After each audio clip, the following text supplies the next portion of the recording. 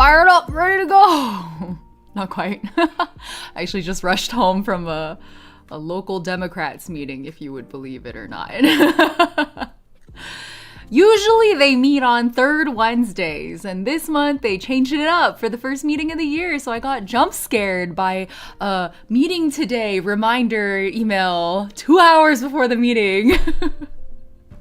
Good thing I'm unemployed. So I barely made it on time. Hello, how's everyone doing? Hopefully had a less hectic day than I did. Oh my fucking god. We meet at like a pizza place too, and it's like clear across the city, and I had to hightail it out there. I was like in the middle of prepping for stream and like planning for my week, which I know is already kind of dumb because it's Wednesday. What a week, guys. Hey, did you get the memo? Yeah, those kinds of vibes. I was like, what? Why didn't I know? And everyone was like, well, you missed the November meeting too. And I was like, point. Good point. I was out for the holidays. What can I say? I was like, I guess I missed December too, huh? And then everybody was like, there was no December meeting. And I was like, oh. There's 800 unread emails in my inbox that I've collected over the past. It's only been 3.5 weeks since I last like completely zero inboxed it. But after I zero inboxed it, I was like, mission accomplished. I never have to look at my inbox again. And then 3.5 weeks later, it's like 800 again. Anyway, so that's probably why I missed it. Hey, want to eat empty calories on the other side of the city? Yeah, and people wonder why no young people want to join like local politics bullshit anymore. Honestly, there are many, many, many times where I'm sitting at those meetings and I'm like, why do I bother? It's okay. It's okay. We can all only do our best. Thank God I went today because there's a pre-endorsement meeting happening. Anyways, I won't bore you guys with super local politics shenanigans stuff. There's endorsements and then there's pre-endorsements, and the pre-endorsements are happening this month, but the big endorsements convention is next month. That I had to get elected for. Can you believe it? I had to run to become a California Democratic Party state delegate. I had to win an election to go to this fucking convention. I'm not mad. I'm not mad at all. I'm so zen. Every unread is a new high score. That's a very good way to look at it, Lancer. Oh, Karma! You're not gonna overthrow the system meeting? I thought you were cool. There was someone linked me a tweet the other day that was like every political discourse tweet on this platform, and it was like how can you, oh god, how did they phrase it? It was so good. Basically, like, person A is like, how can you waste your time with these, I don't know, the party politics or whatever. Like, you should go firebomb a Walmart. And then what do they not do? They don't go firebomb the Walmart. Like, like, okay, you talk big game. Go firebomb the Walmart, bitch. Show me what you're about. Yeah. What was that? You're gonna, okay, yeah. Can I watch while you firebomb the Walmart? Like, we know what you are. We know what you need. We know where you live, but only when it's convenient for us. Bro, having run for office now, I know so much. Did you guys? I'm sitting here calculating, like, how much am I even allowed to say? If you like get more involved in local politics, it actually becomes exceedingly obvious how much data there is about you out there that you're just never going to be able to take back. Like, it's just out there. You wonder why they have all these, like, why you always get these texts and emails from, like, politicians or whatever. It's because they have these massive fucking databases where if at any point in your life you were like, I guess I'm a Democrat or a Republican, you know, both parties do it, they just have you on there fucking forever. You cannot escape. They know your current registration status most of the time. Even if you change it, they're gonna track you down. They have everything. They have everything. They have everything. When we were making lists of like neighborhoods to canvas, although I ran during like the peak COVID era, so we weren't even knocking on doors at that time because it was not safe to. We were mega masked. There were like wildfires happening in California, so we were ultra masked because of fire smoke and not just COVID reasons.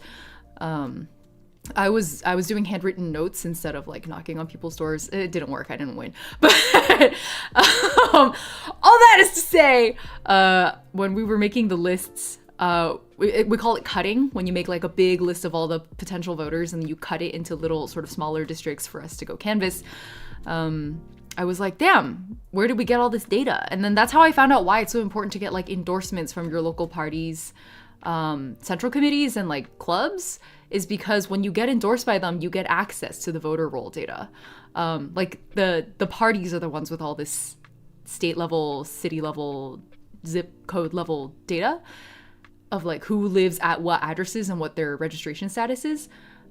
And to get access to those databases, I had to first win their endorsement, which was why endorsements mattered so much. And then endorsements was like a whole, sorry, I said I wasn't gonna go into this. I'm not gonna go into it. I'm gonna stop today. We were supposed to do Chinese things. Is this how they gerrymander? How they gerrymander is a little more complex than that. California literally just went through this, didn't we?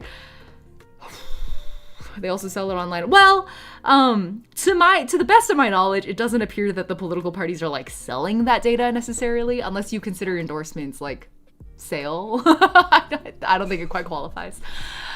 Anyway, we're all in a very Chinese part of our lives. Exactly. Jesus. I posted this week's stream schedule, which is like, today we're doing like Chinese language tests, whatever I can get my hands on, which I think for the time that we have on stream is likely just going to be like Dong Chinese and then TOCFL. I didn't know about HSK until today, but again, I got interrupted because I had to go to this fucking meeting. Sorry, I'm trying to cuss less this year. I had to go to this meeting. I was like, can I think of another adjective? No. I'm just gonna, if you have nothing nice to say, then don't say anything at all. I had to go to this meeting. So I ran out of time to research HSK. I think I saw some of you guys in chat talking about HSK. So to my understanding, the two most prominent Chinese testing systems, I guess, that are like internationally recognized and like sort of formalized in leveling are HSK and TOCFL. I was drawn to TOCFL because it looks like TOEFL, which is the exam my parents had to take to come to the US. And so it's TOEFL. And then the one I'm looking at now for Chinese is TOCFL. And you can guess that the E in TOEFL stands for English and the C in TOEFL, is how you say it, stands for Chinese. So that's all I know. But I was drawn to it because my dad always used to complain about the TOEFL exam. And then he would talk about how his grammar and vocabulary are technically better than mine because as an English native speaker, I never had to take TOEFL. And that's where he learned a lot of his like more formal, like official English rules. So... Is TOEFL not a thing anymore? Really? I thought it was. I think it still is. Why are we cussing us? Is it politics? Not for any particular reason except that I think I want to be more mindful with my words so that when I do cuss, it carries the weight I want it to. There were a few instances in the past several years where I was cussing my brains out and I was like, why does it lack impact? I realized it was because I was cussing too much. So, yeah. I mean, one of the general goals this year is to be like more mindful in general. That's my goal every year. Every year I get a little better at it. So this year, I think in raising the stakes, one of the things I had to consider was like language use.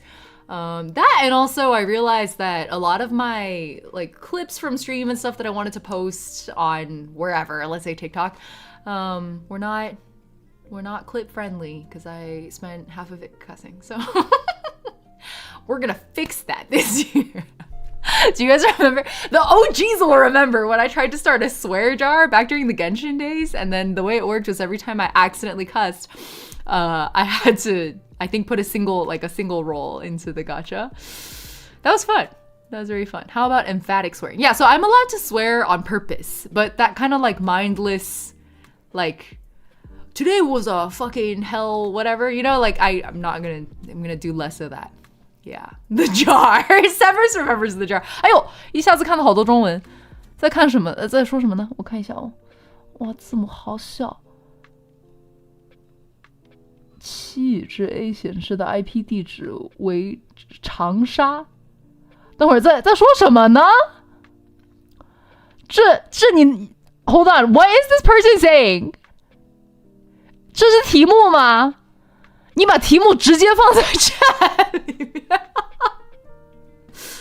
我这样眯着眼都看不清楚哦。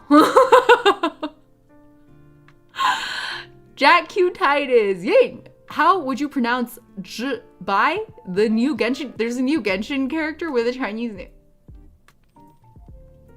Oh, is that because Lantern Rite is coming up? So they're using the opportunity to launch it. I gotta catch up for Lantern Rite reasons. How much time do I have? Like a month until like Lunar/Chinese New Year, right? Surely that's enough time. Yeah, here. Let me look up the characters. That's a great way to warm us up today for the stream. Chinese Genshin. Is it Z or Z? Z. I'm saying Z. Z-I, not Z-H-I. Is it not on the... Is this a leak? Why is it not on the wiki? Oh, I see it on the wiki. Why does she look like a big, what's the Lesser Lord Kusanali's actual name again? Why do I only remember her full title? Help. The Radish? Little Babington Birdie? What's her name? Nahida? Nahida? She looks like a long Nahida. Zibai. Zibai. It's just Zibai.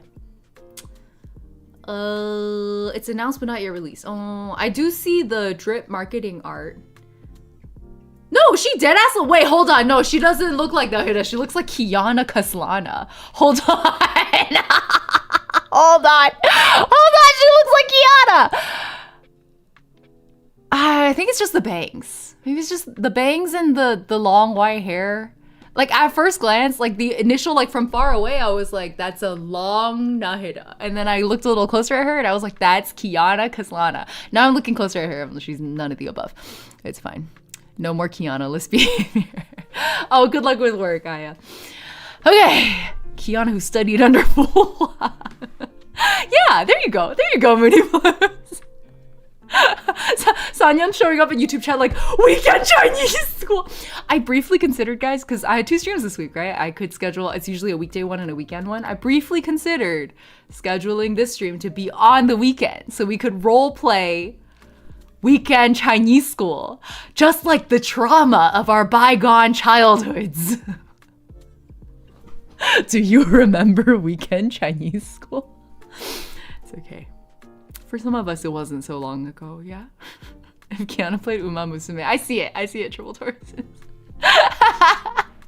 Well, you guys can all thank your lucky stars that I didn't do that, right? Instead, I scheduled it on a very reasonable Wednesday evening, which is not at all close to the weekend. In fact, it is arguably the single weekday that is the farthest from the weekend.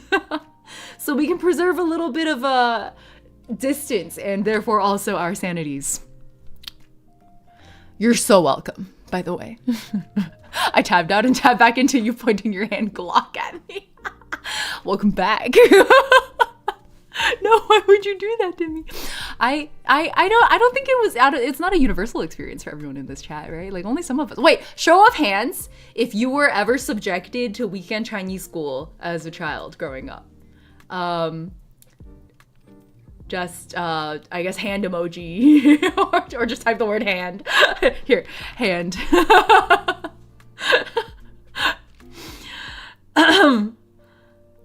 Thank you for helping our mental compartmentalization. You're so welcome, Tumbled Dry Shoes. Very cute username, by the way. Let's fucking go, Chinese school survivors.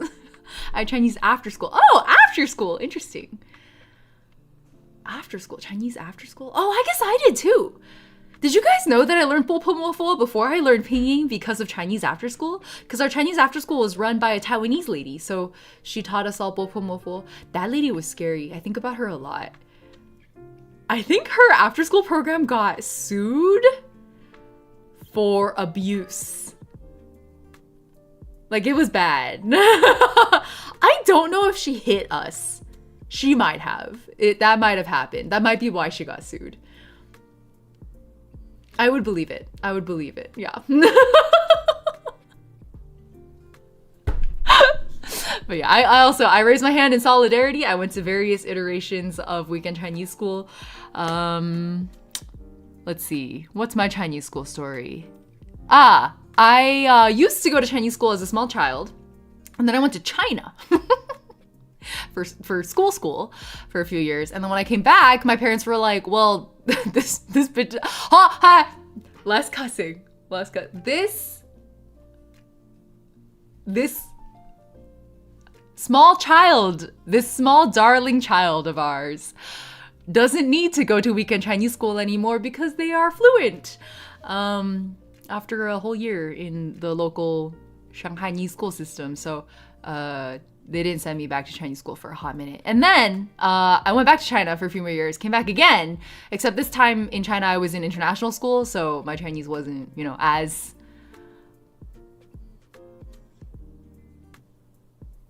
I was looking for like an appropriate wo How do you say that in Mandarin? That's what I was trying to say. I had the Shanghainese in my head. I didn't have English or Mandarin for it. Anyways, my Mandarin wasn't as wo so they sent me to Chinese school again after I got back from international school in China. Yeah. And then I realized even then it was like kind of still too easy for me, so my parents took me out of Chinese school again.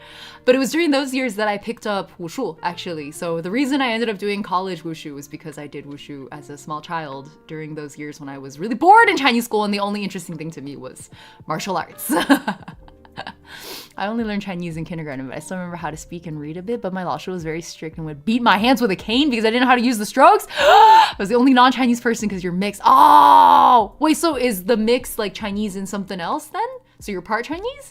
Because then you count as Chinese. If you're mixed, you count. Is that a controversial opinion? I feel like if you're mixed and part Chinese, you count as Chinese. Like, that's how that works. We're not gonna debate blood quantum, you know what I mean? Like, oh, you're only like 1/16 Chinese. You don't get to be Chinese. And I don't think that's how it works. Have you guys ever heard of Lisa C, the author? I found out pretty recently that she's like, I don't know, 1/8 or something Chinese. I was shook.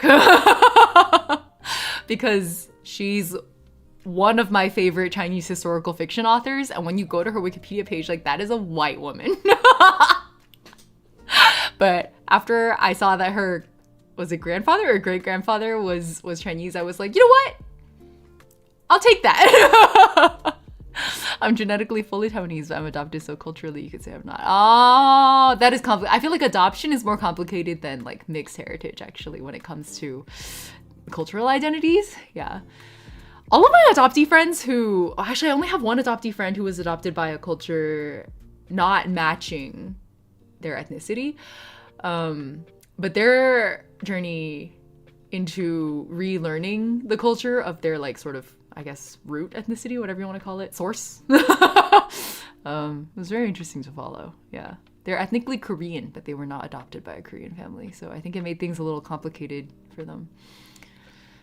My dad was supposed to teach me Canto and my mom English, and then they got divorced, so I speak very broken Canto. For what it's worth, all of my friends who are Canto speakers are they like only speak broken Canto. I should have specified I was raised very white. I mean, I think adoption will do that to you. Did you ever do any of those, one of the things we got to do in college, was, what were they called? It was like they had a cool name for it, like Chinatown Sisters or something like that. And it was for like we would volunteer to go into China. I didn't ever do this. I thought about it, but I was too busy. But people from my college would volunteer to go to Chinatown on the weekends, and they would have like an adopted like sibling through some program that's run out of Boston Chinatown. And it was always kids who were ethnically Chinese but had been adopted by families that were not Chinese. Or were otherwise, like, let's say, third generation Chinese Americans who, like, don't speak Chinese anymore and wanted their kids to be more in touch with Chinese culture. They would, like, send them to this program. And then, like, Chinese American students at my school would go volunteer to, like, be their 姐姐. Oh, is that what it was called? It might have been called, like, 姐姐妹妹or something like that. Like, a really cute name. But yeah, Chinatown Sister sounds like an ethnic beauty pageant. That's cursed. But he says, I took Mandarin Chinese for 1 semester before graduating high school, and that lady was so sweet. She was the only teacher to leave me a letter for my graduation. Oh, that's really sweet. Like, it isn't until many years later that I realized how touching it is to get a letter from a teacher as one of their students, because they have so many goddamn students and it takes so long to write a letter. Congratulations. Race matching violates 14th Amendment Equal Protection Clause, except when it is based on native tribal membership. MX, what are you on about? Oh, is it because I talked about blood quantum? That's on me. I shouldn't have brought it up. Sounds like fun. Alas, being a Filipino American is suffering. What a colorful ethnic identity you have. I've gotten that as a Canadian of Chinese heritage. Wait, what did Disaster By say? Met a girl from China who would talk to me, ABC, about how ABC kids aren't real Chinese, which I never knew how to respond to. I mean, those people aren't worth our time, honestly. Like, even trying to define real and fake, insert any ethnicity here, is always like such a loaded conversation. At the end of the day, if people are going to approach the argument in bad faith, like, why engage them? I don't know. Sometimes you can tell when the conversation is worth having because it's coming from a place of genuine, like, intellectual curiosity or cultural curiosity. And then other times you're like, we're all Chinese diaspora. Like, we're just Huaqiao, man. Just use the Huaqiao terminology. We're chill. I don't have a bone to pick with you about who's real Chinese and who isn't. Like, it's such a complicated, like, what if I was born in China? Many of my friends are like this. They were born in China and then moved out when they were 2. And then naturalized citizens of, like, Canada or America or whatever. And now their Chinese isn't super great and they're not super in touch with their home cultures. And yet they were born in China. Most of their extended family is in China, right? Would you call someone like that not a real Chinese? Like, I don't know. I just think it's fucked up. Like, it's you know, what a weird blurry boundary. Why would you try to categorize people like that? I think it's a waste of our time to even try to dissect what qualifies somebody as real or fake, insert any ethnicity here. Because we live in a global society nowadays. So there's all kinds of people. I don't think it matters, genuinely. Did you just coin Hua Chill? No, that's pretty cool though. I said Hua Qiao, as in Chinese diaspora. This conversation just reminded me of a memory how my friend's parents tried to convince me I wasn't Chinese because I don't look like it. Are you also mixed? One of my best friends in high school is mixed. It's another blend of ethnicities, but she's mixed, and I think thanks to her, I have maybe a more nuanced perspective of, like, what the mixed experience is kind of like. You guys really have it hard. I thought you made a pun with Hua Qiao. No, I might have just been talking too fast. Sorry about that. I think it's hard enough not feeling like you're enough of either. Making a debate out of it doesn't help. Yeah, precisely. I think what matters the most is intention. Which is kind of why we're doing this stream today, and for many more streams this year. You guys are going to see a lot more, like, Chinese language learning type streams from me, because I have, in many years of my life, including I think up till now, felt like a fake Chinese person myself. And I've had a variety of conversations with a variety of types of Chinese people about this. Many of whom have tried to reassure me of the point that I was making earlier, which is that it's such a blurry boundary. Why would you bother trying to define that kind of thing? Like, you're Chinese if you feel Chinese. Something Probe used to joke whenever I, like, couldn't remember a character, like a Chinese character, or like what was it? Oh, like when you're cooking and the recipe's like put soy sauce in and you're like, I don't know how much soy sauce. There's a phrase Probe used to use, which is listen to your Chinese soul. So that's kind of what I go off now. It's like, does my soul feel Chinese? I think about that and I'm like, kinda. I think it feels equal parts. I don't think it's one of those clean 50-50 split type things, or even like a 40-60 situation. I don't think it adds up to 100%. I think our identities are layered and complex, and sometimes things shift in priority depending on your most recent experiences or what's top of mind for you. And like, I think that's okay. I think it's okay for us to have like fluid identities and fluid experiences, and like, why not? So it all goes back to follow your Chinese soul and just do what you feel is what you want to do, and try to put the baggage down when it comes to like race relations or like complex questions of ethnic identity. At the end of the day, I want to become better at Chinese language. I speak fluently, but I don't read super well. I write even worse. I think what really made me feel super out of touch was trying to get back onto Bilibili a few years ago and realizing I couldn't understand a lot of the net slang that people were throwing around. There were like memes and jokes people were using that I just like wasn't getting. Bilibili, actually, I wish I had done this on stream because I think it would have been funny. There's a massive quiz they make you take when you make an account, where basically they're making you, it's like a combination of like prove that you're a human being and also prove that you have the necessary baseline internet etiquette skills to not be a disruptive member of the Bilibili community. So I actually really enjoyed the test, even though it was very difficult for me because I could barely read, and it was like images, so you couldn't even like highlight and like put things into translate to give you the pinging. So I just followed my Chinese soul, like genuinely. I was like vibe checking these answers. And then the funniest was they tried to test me on, because they were like, oh, choose a fandom that you're part of. And I didn't think much of it. I just chose like my primary fandom at the time, to this day actually, is mostly like Vocaloid stuff. So I was like, oh, they had a category option that was like anime and Vocaloid or something like that.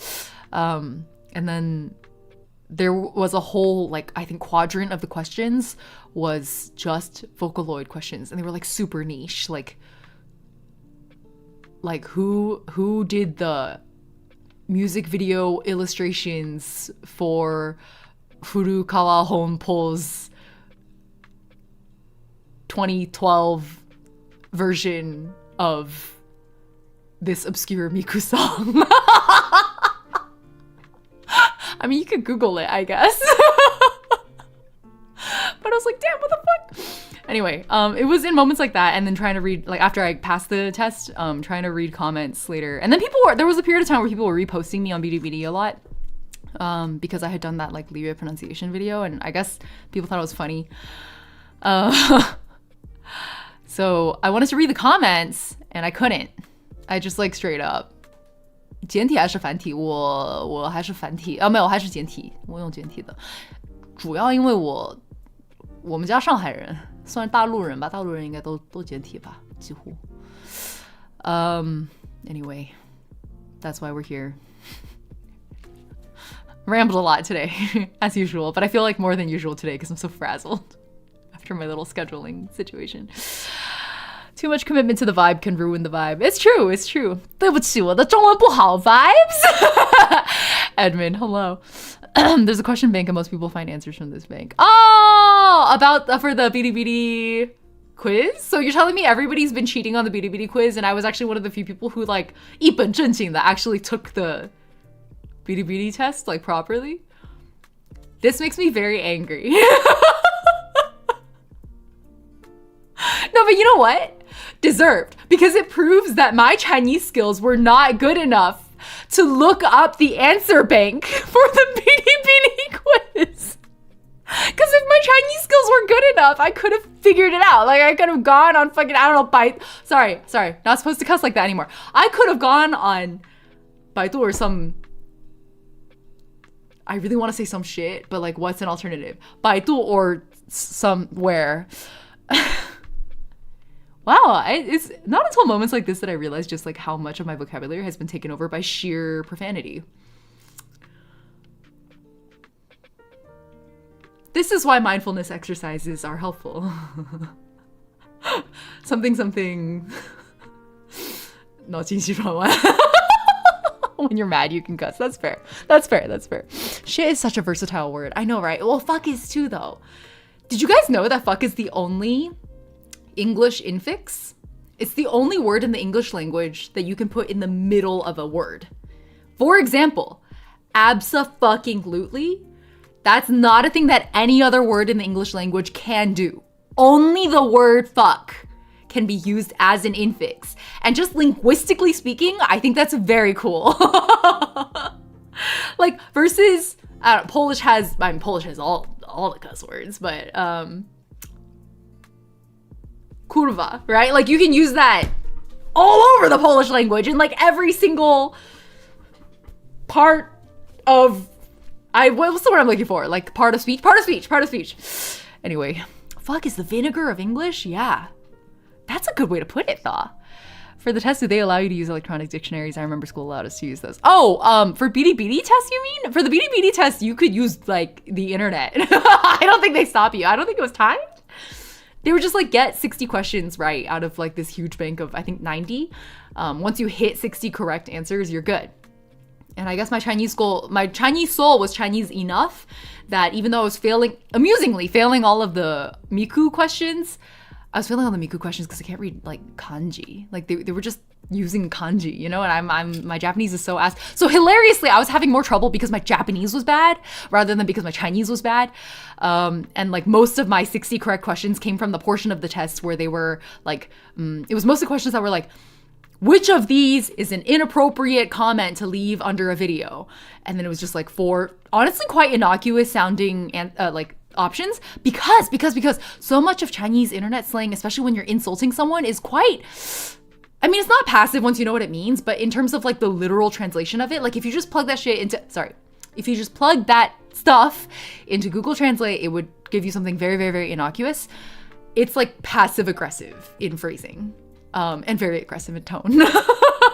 But the phrasing is passive aggressive. So if you didn't have the yukan, like if you didn't follow your Chinese soul, I think a lot of those questions would have been really hard. And so to me, it was actually really validating that I made it through that test. And like for the most part, actually I think I got every single one of the questions that were like, which of these is a good comment or which of these is a bad comment. I think I got every single one of those right. Even though I couldn't read a good 20 to 30% of the characters that they were putting in front of me, I was like, just vibe checking these. I feel like that one has rancid vibes. So maybe it helps that I'm like terminally online and very used to being called many, many names, insulted in general by the internet. I'm quite used to that. I think anyone who is an internet personality to any degree is quite used to that. So some combination of chronically online vibe checking plus like my own native Chinese speaker yukan kicking in. But I don't think I missed a single one of those questions. It wasn't until we got to Hatsune Miku that I was like, oh no. I'm looking forward to seeing Ying lose English skills while improving Chinese skills because no swearing. I would like to think that my English will become even more, I was about to say proficient, but I don't think that's grammatically correct. I will become even more proficient in my English language skills due to the fact that I cannot cuss as much. I think it will challenge me to reach deep into my lexicon and find words that I have hitherto not used. Do I not already sound more eloquent to the untrained ear? Okay. Abso-ranting-lutely. Yeah, it doesn't work exactly, Karma. You get me. Thank you for the super. Frickin' lutely is cheating because frick counts as fuck. Anyway, is the no cuss a resolution? No, I don't do resolutions. I say as I look at my habit tracker. I haven't really shown you guys I keep telling you guys I have a new habit tracker system. I'll make a short about it, I say, in like months probably after I've robustly tested it out. Because I think it's working, but I think I need to finesse it a little. Anyway, we've been here like an hour, haven't we? Let me check the time. Not horrible. 37 minutes in isn't bad. Considering 5-minute waiting screen, we're like, round down, that's 30 minutes. That's 30 minutes of rambling. Long story short, 我稍微用中文解释一下哦。今天考的那个中文卷子说吧，不过算是卷子吗？应该算。我们今天考的是 TOCFL TOEFL，但我们在用那个 TOCFL 之前，要先用一个叫懂中文的一个网站。它首先呢是让你测一测，你的阅读能力，还有好像没有听力的，只有读和写。我原因呢是因为我觉得 TOCFL is very formal, very official， 太正式了，可以这样说吗？我也不知道。我瞎说啊。所以我想先就是轻松就是是一个比较轻松比较 casual. How do you say casual? 休闲 is too literal. I don't think that's right. 反正就是简单一点的先试一试，感觉然后再按照这个读中文读 Chinese 懂 Chinese， 按照他给我设的级别可以这样说吗？再去考那个 TOCFL。 OK， 平凡，我觉得平凡也有点太直接了。 Sorry, I lost focus. Why is my configure video focus? Why is it always doing that? Oh, I fixed it. Okay. So the English translation for everyone who can't understand Chinese is, I was just saying, the main goal today is to take the TOCFL sort of like standardized exam. There's also another one called HSK. I didn't say that in Chinese earlier, sorry. We did talk about that earlier. I'm not taking HSK, I'm taking TOCFL. If time allows, we'll go look at HSK, but most likely we'll only have time because I yap so much. Most likely we'll only have time for TOCFL. Before we do that, I want to take a member of our Discord server. Their name is Mint. Mint recommended a website called Dong Chinese, where I believe it tests your ability to read and write Chinese characters. So it's just reading and writing. And then I think it'll tell you roughly what your like vocabulary bank is. So I want to start there as sort of a warm-up, a more casual starting point. And then depending on how that goes, we'll decide what level I should take for the TOCFL. My hunch is because I'm a native speaker, I'll probably just need to jump to the highest level. The way the bands work in TOCFL are, I think there's only there's a novice band and then it's like A, B, C, and I think C is the most advanced. I took a quick peek at there's like a listening portion. I looked at some of the listening questions for band C, and at least from a listening perspective, I don't think that's, I think I'm obviously at least band C. What I'm more curious about is whether I would qualify for the reading and writing portion of that. I'm less certain. Yeah, Rython, exactly. I had the exact same thought. That's why I was looking at TOCFLs, because I knew about TOEFL, TOEFL. Do people say TOEFL instead? Genuinely curious. 平凡 is like lacking spice. Wait, if you're doing TOCFL, does that mean you know the traditional characters? TOEFL has a 简体 option. You don't have to do it in traditional. I do believe is it like administered by Taiwanese people? Is that why it's all traditional? I was wondering about that. I only had like 10 minutes to look into this because of, again, my meeting. Unfortunately, the Dong Chinese lets you play the reading questions out loud. That's cheating! Spiders, that's cheating. Oh my god. I'm reading MX's chat and I'm like literally doing that thing that Chinese readers do where you read the kanji in Chinese. It says like 为中国语多过罗卡. Is that 汉文? The test of Chinese as a foreign language. 汉语文能力测验. Is the standardized proficiency test of Taiwanese Mandarin. Oh, it's used in Taiwan. Oh, that's why everyone was like, is it HKL? Oh, but then I assumed, well, I didn't look up. Is HKL the Hong Kong equivalent? Is there a mainland China equivalent? Wait, so then who administers the TOEFL? Sorry, we're getting off track again. I'm gonna stop. I'm gonna ADHD blinders. You know what? I think that entire 40-minute ramble warrants an ADHD command. UK. You know what? I want to find out. TOEFL administered by who? Oh, it's an American nonprofit.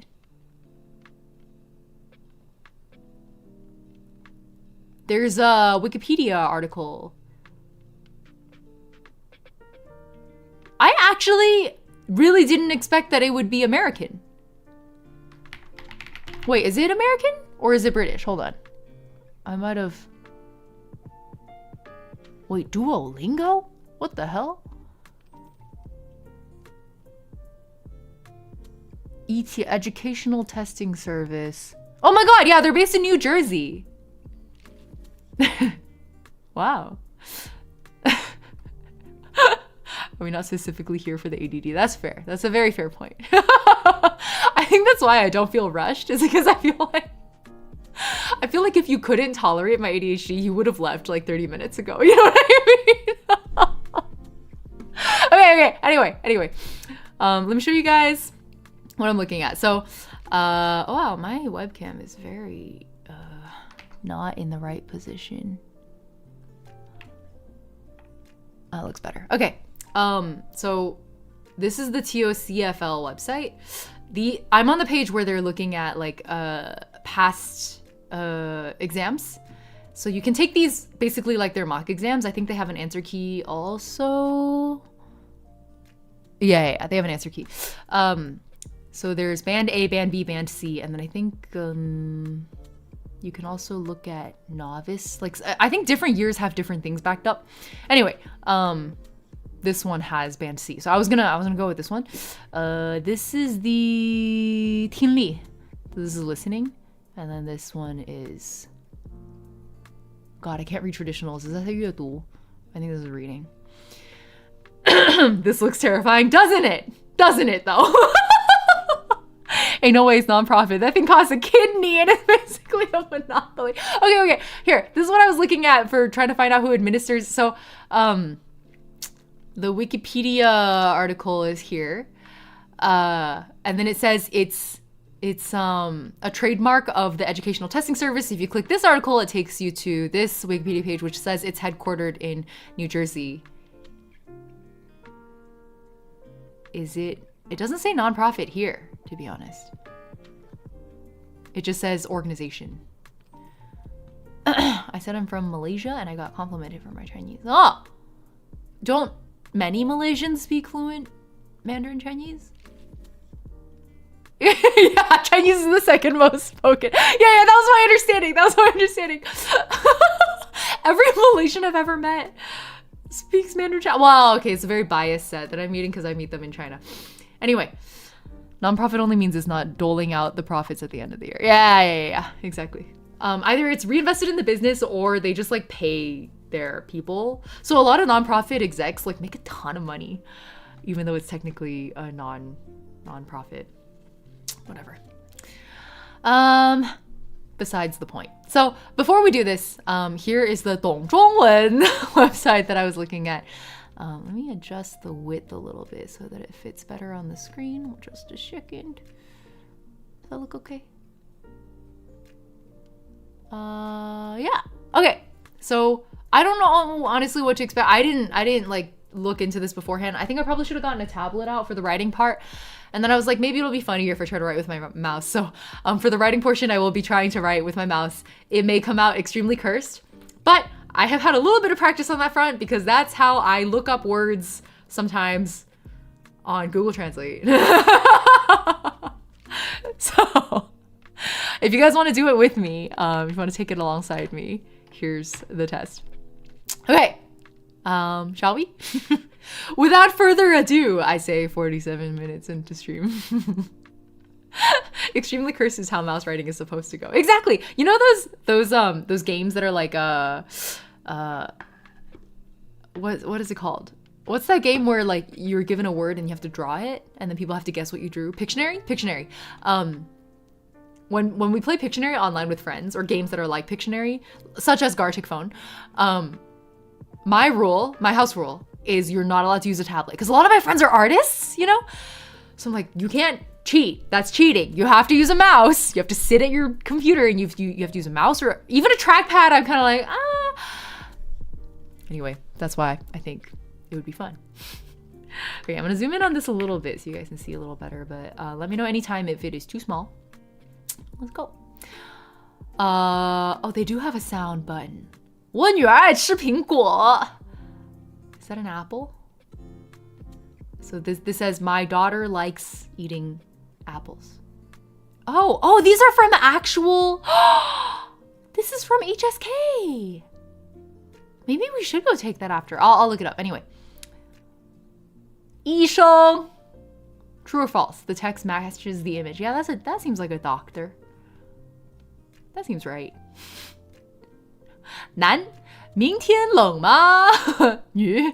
明天有雨,有点儿冷. Choose the image that matches the text. That's odd. None of these really match.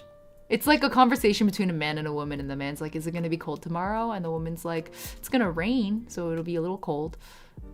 Would it be the rain photo? Or the man and the woman speaking?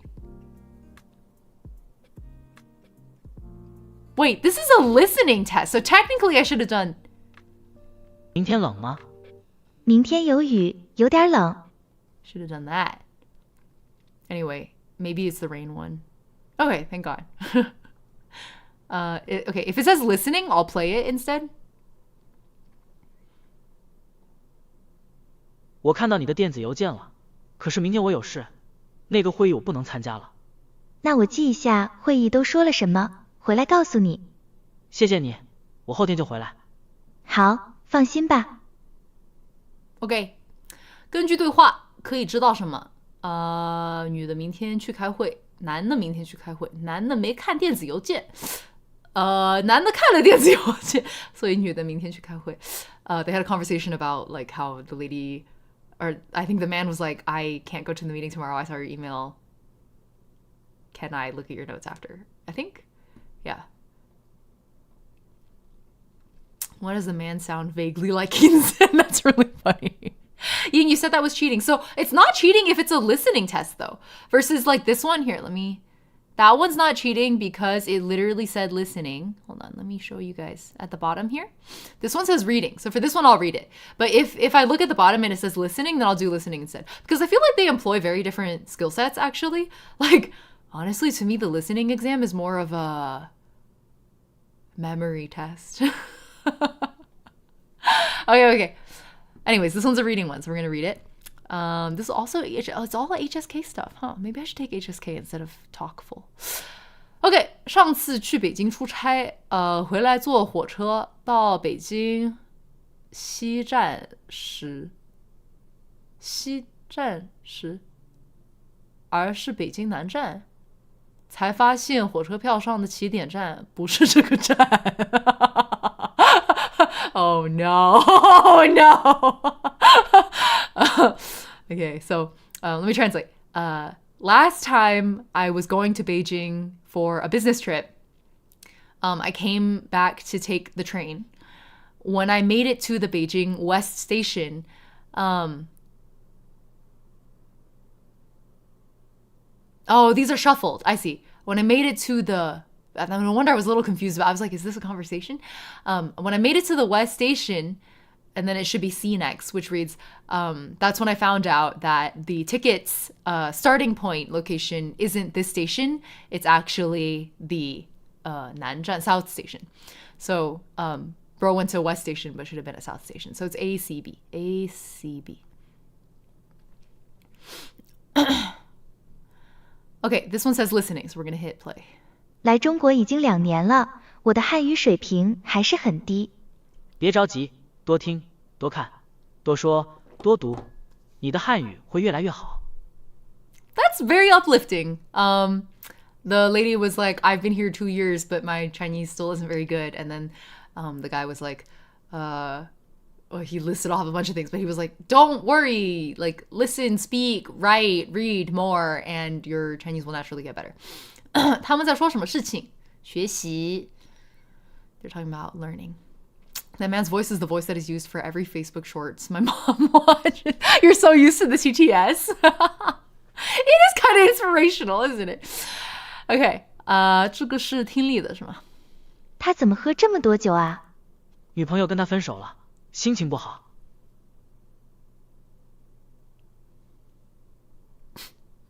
One of my favorite things about doing like language learning exercises is the scenarios they come up with. Yeah, shit. Wait, I'm gonna pull it up. Okay. So this one that just happened, person A was like, "Why is he drinking so much alcohol?" And the second person was like, his girlfriend dumped him, so his mood isn't very good. But yesterday I was taking it was like, I'm studying Japanese right now, very casually. Let me find the screenshot I took. It was so funny. Okay. So the first portion goes, こんにちは。私はナオミです。私の家は広いです。でも私の部屋は綺麗じゃないです。私は汚い部屋で勉強しません。ベンさんの素晴らしい部屋で勉強します。ベンさんの大きいソファーが大好きです。ベンさんは親切な友達です。So basically, like, this girl Naomi is like, oh, my room's really dirty, so I don't like to study in my room. So I go to my friend Ben's room, and Ben has a big sofa. I like to study there instead. And I was like, Ben, stop spoiling Naomi, you know? I'm laughing to myself. I flip to the next exercise, and it's 僕はBenです。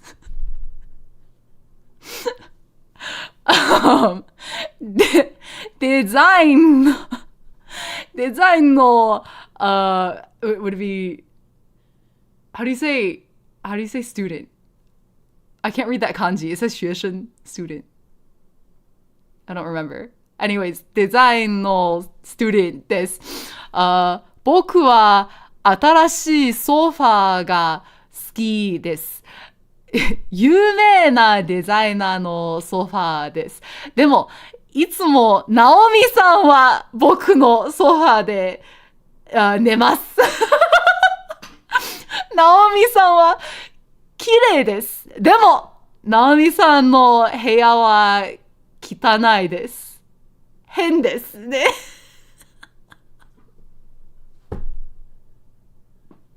So, we got our answers, which is Ben lets Naomi use his sofa because he thinks she's cute. But he thinks it's weird that her room is really dirty even though she's cute. And he calls her out because he's like, she's always sleeping on my sofa. When in the last passage, Naomi-san was like, that's where I study. Ben no sofa de benkyou shimasu, right? Anyway, I just think these kinds of scenarios, like, who's thinking of them? To be fair, I guess if you're writing curriculum for like language learning programs and tests and stuff, probably you get pretty bored pretty quick. So you would just start like running with the OCs in your head. Like this guy whose girlfriend dumped him. Yeah. Naomi keeps hogging it, but she's cute. Though her room's kind of dirty and that's sort of weird. Yeah, exactly. Why is she like that though? Seito, yeah.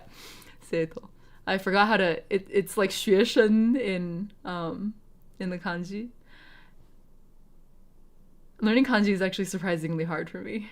Just because I have to, I guess in computer science terms, I have to shadow the variable in my mental environment. This motion. You know what I mean? Like there's a thing in your brain and you have to put a thing over it, and then this thing takes priority in your brain. Like, that's how I think about learning information that overwrites previous information. It's shadowing. Some concepts stay with you forever. But that's what makes kanji a little difficult for Chinese speakers, I think. That being said, I still think it's easier to learn kanji as a Chinese speaker / reader because you don't struggle with like stroke order, or like the characters in general are pretty easy to remember because you know them already. You just have to like attach a sort of secondary meaning to them, or like a different meaning to them. So I still think it's easier than not, but it does present other challenges. Yeah. Messy room art comfort fic. If it's 学生, then it's 学生. Oh, I wanted to say 学生 earlier, but then I was like, is that college student? But now that I'm saying that out loud, it occurs to me that that's because college student would be 大学生, right?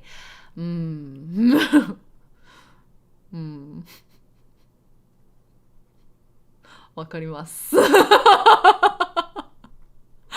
Anyway, back to Chinese. We were talking about this guy getting drunk because his friend dumped him. 他怎么啦？失恋啦，失恋啦. That's how you say has a broken heart. 失恋啦, I think, is a generic term in terms of directionality of who dumped who. It generally means that like a breakup has occurred. This is one of the challenges for me with learning Dutch. Too many words very similar to English, but not. Oh, because they share a lot of root words, right? That's fair. I feel like the romantic / Latin-based languages are kind of like that also. Yeah. Okay, but like no one actually cares about stroke order, right? No, but having a stroke order in my mind makes the word make more sense in my head. It's a really hard thing to explain to someone who like didn't grow up learning Chinese, but the stroke order of the character actually kind of defines its shape in your mind. Like when I envision what's like a really simple word, like 中, right? Like in Japanese would be naka, the rectangle and the line through it. Notice even then I did the stroke order correctly. It's not just a shape in my mind, it is also its stroke order. Like every word is more than just a shape in my head. It has form to it beyond the shape, and the form comes from the stroke order. I don't know how to explain this, but I think stroke order matters because it's a component of the word. That is so hard to explain. I don't know. It's like when you do like an artwork, generally speaking, you have like a sketch and then line art and then color and then render, right? It's like you can't skip the steps to get to the end. If, for example, you were talking to a Chinese person, and like a thing that we do a lot when we speak in Mandarin is like I'll say a word and sometimes people won't understand like which character it is that I'm using because we have so many like homophones, especially when you're trying to tell somebody a name for something. Like proper nouns are kind of an issue.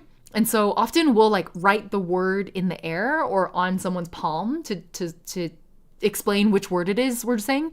And if you did that in the wrong stroke order, I strongly believe that people wouldn't know what word you're trying to signal. Like it goes that far. So while I think it is true that technically stroke order doesn't matter as long as you end up with the right end result, at the same time, as a Chinese native speaker, I consider stroke order part of the nature of the character. It's like maybe less obvious, but still important. You could argue less important, but I think still important. Right? The word in the air feels very anime attack. You're right. You're right. That it does kind of have that vibe. I've been bouncing in between languages and learned. Sometimes I find myself using an Italian word when I meant to say it in Spanish. Oh my god, who was it? Someone in this chat recommended the library on Mount Char to me, and I've been going through the audiobook these past several days. I can't put it down. It's so addictive. It's quite the page turner, although I'm not turning physical pages. And one of the things that the main character says all the time is like, oh, sorry, like you get really mixed up when you know too many languages. Because that's her thing. She like studies languages. Anyway, as someone who only knows a handful of characters, I believe this wholeheartedly. I'm glad the concepts made sense, but this is why I usually encourage people who are learning Chinese to not disregard stroke order completely. Like, however much you can when you're practicing your characters, try to do it in the right stroke order, because the shape of the word is not just its visual representation, but also the motion of it. Okay, anyway, sorry. I digress. Is the audiobook good? Oh my god. Yes. Yes, it's so good. I'm sure the physical book is also really good, but I found the audiobook so immersive that I like multiple times in the past 2 days that I've been listening to this audiobook, I have caught myself just sitting here listening and like probably an hour has passed and then I'm like, whoa, what was I doing? Oh shit, how long has it been? Because I was just like mindlessly, like without a care to what was happening in the physical world. I was just fully immersed in like the audiobook. I think that's why I don't read fiction a whole lot anymore, because that tends to happen to me whether it's a physical book or an audiobook. I just lose myself in the book. So nowadays I prefer nonfiction, but I'm trying to alternate it. So I do one fiction and then one nonfiction. So after this, I'm looking for my next book is going to be The Serviceberry, which I've had on hold for a long time. And I finally got off the hold list. I'm very excited. Anyways, back to Chinese. It's not the shape of the fune, it's the motion of the umi. Well said, Boria, well said. It's not the shape of the fune, it's the motion of the umi. That's so poetic. You have such a way with words. Plants can't grow without the roots, so the strokes are that kind of in my... Yeah, I see it, Lupus. The shape is half the form and the other side is the sound. You guys are all getting really poetic on me. Also, thank you for the super karma, as always. Serviceberry. Yeah. It's, here, let me pull it up. It's called The Serviceberry. It's about, like, the natural world. And, like, the subtitle reads, Abundance and Reciprocity in the Natural World. And I've had my eye on it for a really long time because there's not a whole lot of naturalist type nonfiction books that are highly rated. This one is one of the few that are like everyone raves about it. So I'm excited. Okay, sorry. I keep saying we're gonna go back and then we don't. Okay, this one is listening, so I'm gonna hit listen. 请问您想做个什么发型？听说您是一流的发型设计师，就请您帮我设计一个吧。好的，我帮您设计一个，保证比电影明星还要漂亮。那就看您的了。I see what you guys meant by kinsen. It does kind of sound like kinsen. Also, has anyone here taken the HSK? Is the listening actually this fast? Do they talk this fast in the listening exercises? I'm surprised. I thought they would go slower. Anyways, person is asking for a haircut. Hairstylist is like, what haircut do you want?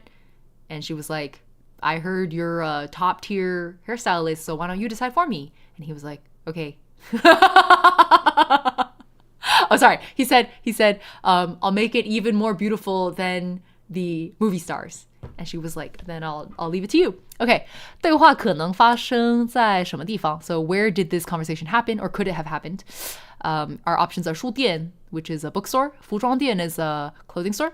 酒吧 is a bar. And 理发店 is a salon or barbershop. Okay. So it's the last one. Check answer. Ying, you're such a vibe. What do you mean? What did I say to make you say that, Moody? Clearly the bar, exactly. Okay, is this listening? This is listening. 我来介绍一下，这是我的大学同学玛丽。认识你很高兴，我妻子经常给我讲你们上大学时的事情。Oh. There's 3 people here?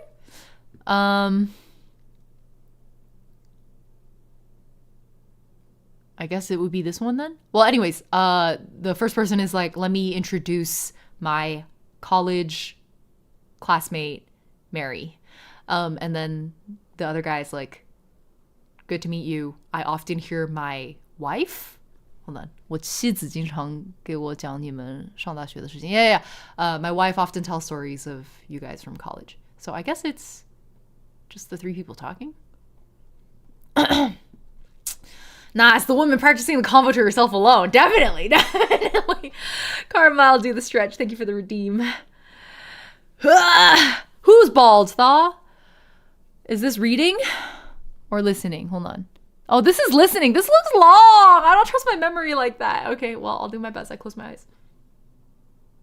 你好，王总，您似乎对我们的报告不太满意。是的，对你们公司所报的价格，我们进行了研究，似乎高了点儿。你也知道的，原材料、人工费用年年都在上涨，所以这个报价不算高。我们很难接受这种说法。因为现在有比你们报价低的公司。这很正常，但比较一下产品质量，我想您会理解的。我们承认你们公司的产品质量的确很好，但现在销售竞争十分激烈，所以我们还是希望价格能再低一些。这样吧，我们可以在原来的报价上再低2个百分点，没法再低了。这个价格我们倒还能接受。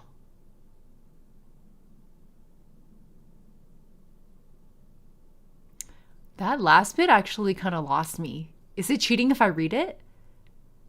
这样吧，我们可以在原来的报价上再低2个百分点。I was like, 再低2个百分点. So it's like is that how you say lower 2 percentage points? I never heard that phrasing before. 再低2个百分点。再低2个百分点. I mean, that's the only interpretation that's possible. Is this how business goes? Yeah, it's a business negotiation. The lady opens with like, hey, I heard you didn't like our report, and the guy's like, yeah, it's too, like, the quote that you guys gave me is too expensive. And then they just go back and forth on like why it's expensive, and then he's like, yeah, I get it, and I know you guys have high quality stuff, and like, but like it's a competitive market right now, and I have lower quotes from other people. And then she's like, okay, I'll lower it 2 percentage points. And he was like, we can accept that offer. Okay, what are they doing? 他们在干什么？研究工作，讨论产品，商讨 is that what that says? 价格 that's 讨论的讨 right? And then 签订合同。So actually these are pretty close. This one is like I guess investigating the work. This is discussing the products. This is discussing the price, and then this is 签订合同 would be signing the contract. So the most direct thing would be price discussion. Well, these all have sound. These are all cheating, aren't they? Anyways, 女的最可能是男的的什么人? So the woman is most likely this guy's what? So it would be 客户 would be customer, 同事 is coworker, 秘书 is secretary, and 竞争对手 is competition.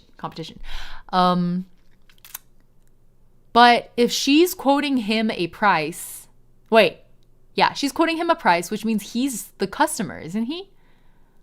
So then she wouldn't be his 客户, she wouldn't be his customer. Wait, this seems off? None of these are right. How can you be the customer if you're the one? Oh, maybe 客户 isn't customer. Maybe 客户 means something broader than that. Maybe I have the wrong understanding of what 客户 means. Wait, how should I shouldn't look this up. Well, I'm going to select 客户. After I put it in, let me look it up. Okay. So then what? Oh my God, that means I don't understand what 客户 means, even though I thought I did. Hold on. Let me see. 客户. Well, client, customer, that's the same thing. You bargain with your customer? I guess? But she's the one quoting him. So isn't he the client? 男的才是客户。女的不是男的的客户。You know, like that's the phrasing of the question. This seems wrong. I think this is wrong, guys. I really think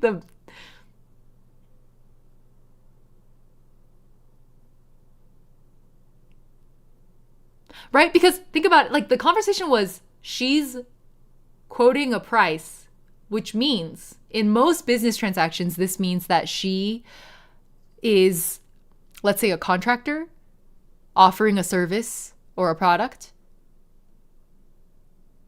to her client. He is her client. She is not his client. This question is asking, who is she to him? And the answer is claiming that it's client. They're claiming that she is his client. That's not right. Anyway, whatever.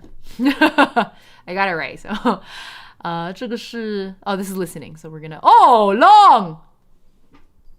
近日，济南市历下区教育局选择一所小学做了一次调查，发现认为父母对自己非常关心的学生 Sorry, 高达 my ADHD hit so hard. I didn't 而 hear 为 the 父母 first 的 sentence 付 like 出 at all. 近日，济南市历下区教育局选择一所小学做了一次调查，发现认为父母对自己非常关心的学生高达90%，而为父母的付出会感激和回报的仅有30%。调查中，多数孩子对父母为自己的付出已经见怪不怪了，认为是天经地义的，没必要觉得心里过意不去。而那些对父母的付出觉得非常感激的孩子中，30%的孩子认为报答父母的最好方式是好好学习。教育人士认为，出现这种情况，家长有一定的责任。中国的父母有一种传统意识，认为自己的付出是天经地义的，只知道一味的爱孩子，从不让孩子知道自己付出的爱，知道自己生活的艰辛，也从不要求孩子回报。这就使孩子形成了只知道索取却不知道感恩的心态。I'm just trying to imagine taking this test as someone who's not a Chinese native speaker and like, damn, impressive. Anyways, it's like they did like a 调查 would be, I want to say research, but that's not quite it. They like looked into, like, I guess, like a school. Sorry, my memory is not good. I will have to refer to the written text. I apologize. I technically that is cheating. And anyways, they like they were researching like a school and they found out that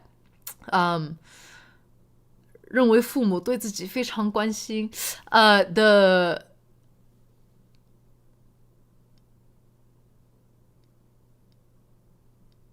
students who, I'm like, what's the smoothest way to translate this? Students who 90% of students believe, here it is. Okay. 90% of students believe that their parents 对自己非常关心 how would you translate that? Care a lot about them. Over 90%. But only 30% of those students, I shouldn't say those students, that implies of the 90%. Only 30% of students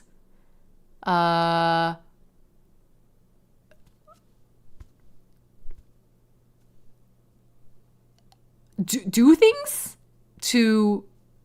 okay, no. Only 30% of students display gratitude to their parents. Yeah. And then that was only the first line. Sorry, I'm not used to translating this kind of language. It's like, it's not conversational Chinese. This is more like, it kind of sounds like a news report. Anyways, in their investigation, many children saw their parents' sacrifices for them as 见怪不怪 would be like as normal, basically. They thought it was like normal and expected. And so there's no need to demonstrate gratitude. But of the children that do display a lot of gratitude to their parents, 30% of those children believe that the best way to display gratitude to your parents is to be a good student. The 教育人士 the educational experts believe that this situation is like parents are partially responsible for this situation. Chinese parents have a certain sense of traditionalism. No, the better way to translate that is Chinese parents are quite traditional. And they believe that their sacrifices are to be expected. I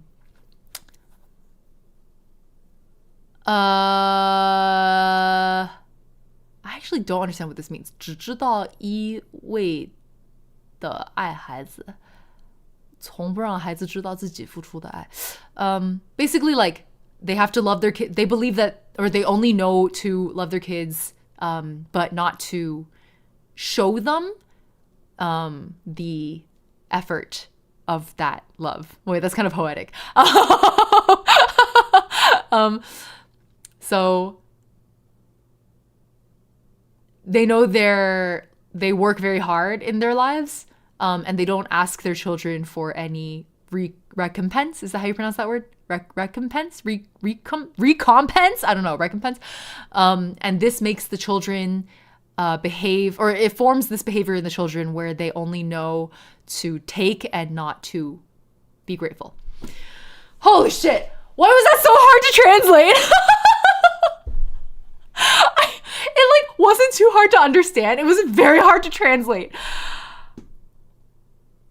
Yeah, default, something to be I think taken for granted is a very good way to translate that, MX. Okay.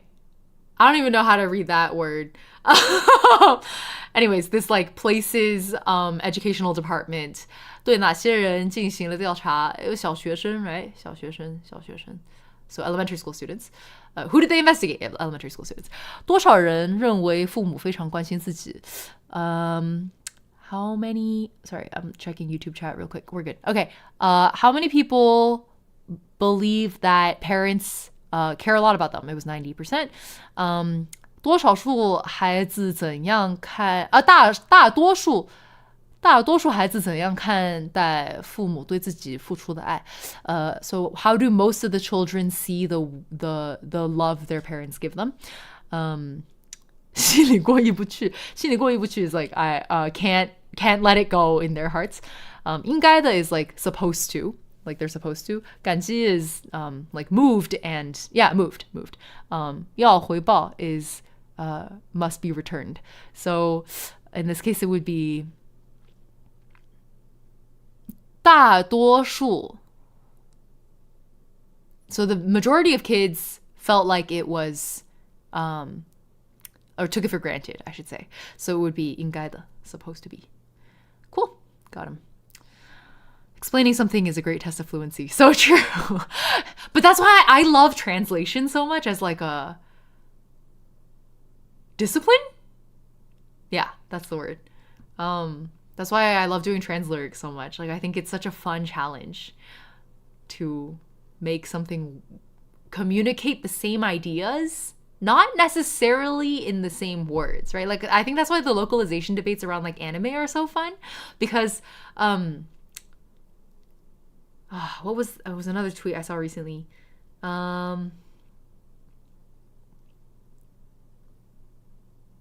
It was like high school slang style, like yaba, oasugiru, like oh it's shit, it's hella over kind of vibe.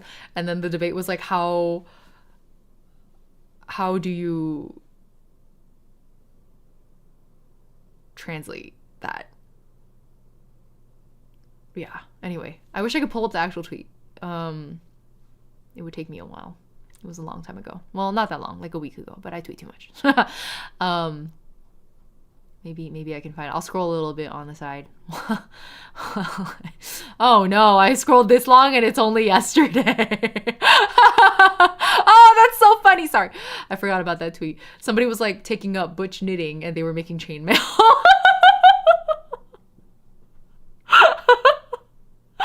Sorry. And then I also spent all of Monday translating. I can sing it for you guys later. I did English translyrics for the new Freerin season 2 opening. I'm already done. I finished it. I might tweak it a little more, but I can sing for you guys my current version. I'm actually quite proud of it. I think it turned out pretty good.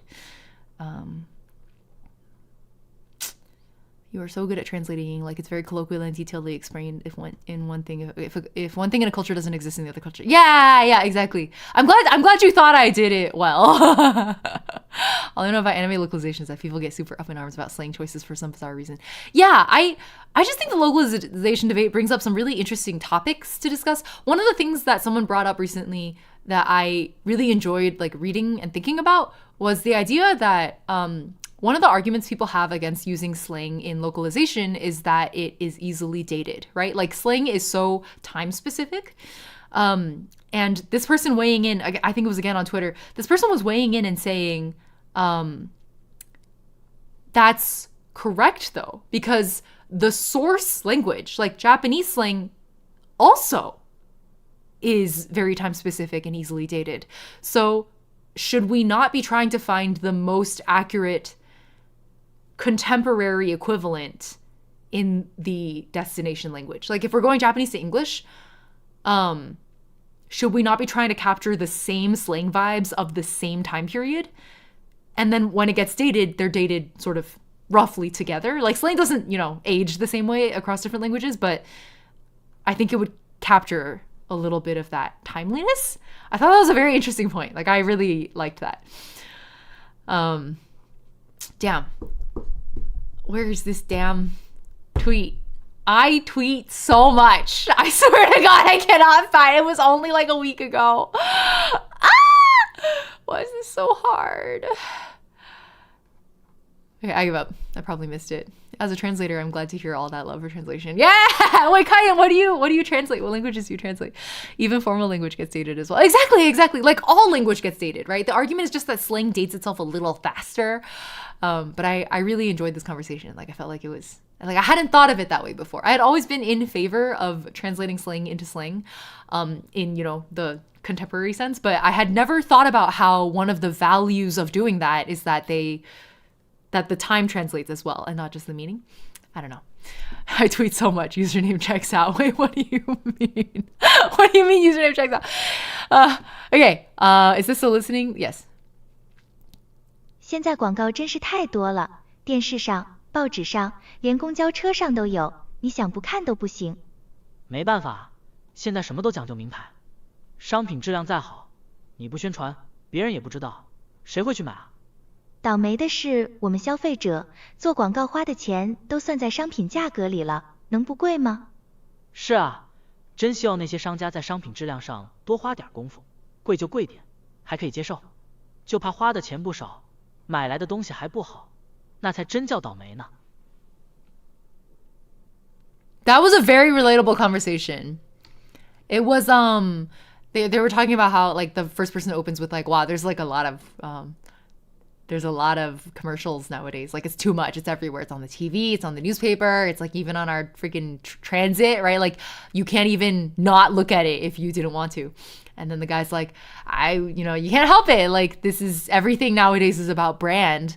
No matter how good the quality of a product is, if you don't advertise it, then people don't know about it. Then who's going to go buy it? And then the lady's like, but the ones who suffer are the consumers. And like all of the money that they spend on these commercials goes into the price of the product. So of course everything's expensive now. And then the guy's like, well, yeah, I really wish that these producers would make products, at least spend more of the money on their, like the quality of their products. Even if it's a little more expensive, I could accept that. I just worry that I'm spending a lot of money, but the things that I'm buying aren't even very high quality. And like, that's what really sucks. So, 根据对话下面哪项 is that 项不正确? I thought we weren't getting political. I guess you can't get away from politics. Oh, Kayan is saying, wait. I think Kayan said English to Canadian French. Oh, okay. I think the use of slang could be tricky because not only because of dating, also because of place, and slang in one English country wouldn't be the same in another. Oh, so true. Like American English slang and British English slang would be really different. So it would make it difficult to have an English localization whose slang is universally understood by every English speaker. Interesting. Yeah, I agree. I think the interesting counterpoint to that, however, is that there are exceptions where it actually doesn't matter where in the world or like what type of English you speak as much, especially in the case of internet slang, because that's a little more global. Like generally speaking, at least a large subset of English online slang is universal amongst all English users on the internet. I gotta go to bed. All right, good night, Kat. Thanks for hanging out. Anyways, for this conversation, they're asking which of these is not correct. So this one reads 商家喜欢到处做广告. So I guess the sellers like to make put commercials everywhere. 商品的价格包含广告费. The price of the products includes the price of advertisement. 质量好的商品可以不做广告. A good product, like a high quality product, would not require advertising. That's obviously not the correct one. And then 有些商家不重视商品质量. So there are brands who don't value or don't prioritize product quality. So the other statements were correct based on the conversation. And so this third one about some, like, if your product's really good, you don't have to advertise, is actively in contradiction to the conversation topic. So it's not this one. Doesn't even have to be far as AME to BRE. There's a lot of dialects in the US. Yeah, exactly. Yeah, it's like how just a few years ago, nobody said hella except for Californians, and now it's like kind of ubiquitous. Like a lot of people say hella now. But just a few years ago, I think a lot of people would not have been putting the word hella into localizations probably. All right. 这个也是听力的嘛. Wow, these are all listening exercises. 学校通知，这次所有本市新生的录取通知书由辅导员亲自送到他们家里去。老师和行政人员有任务吗？行政人员也要帮助辅导员一起去家访，老师暂时没有得到通知。那我可以先休息几天了。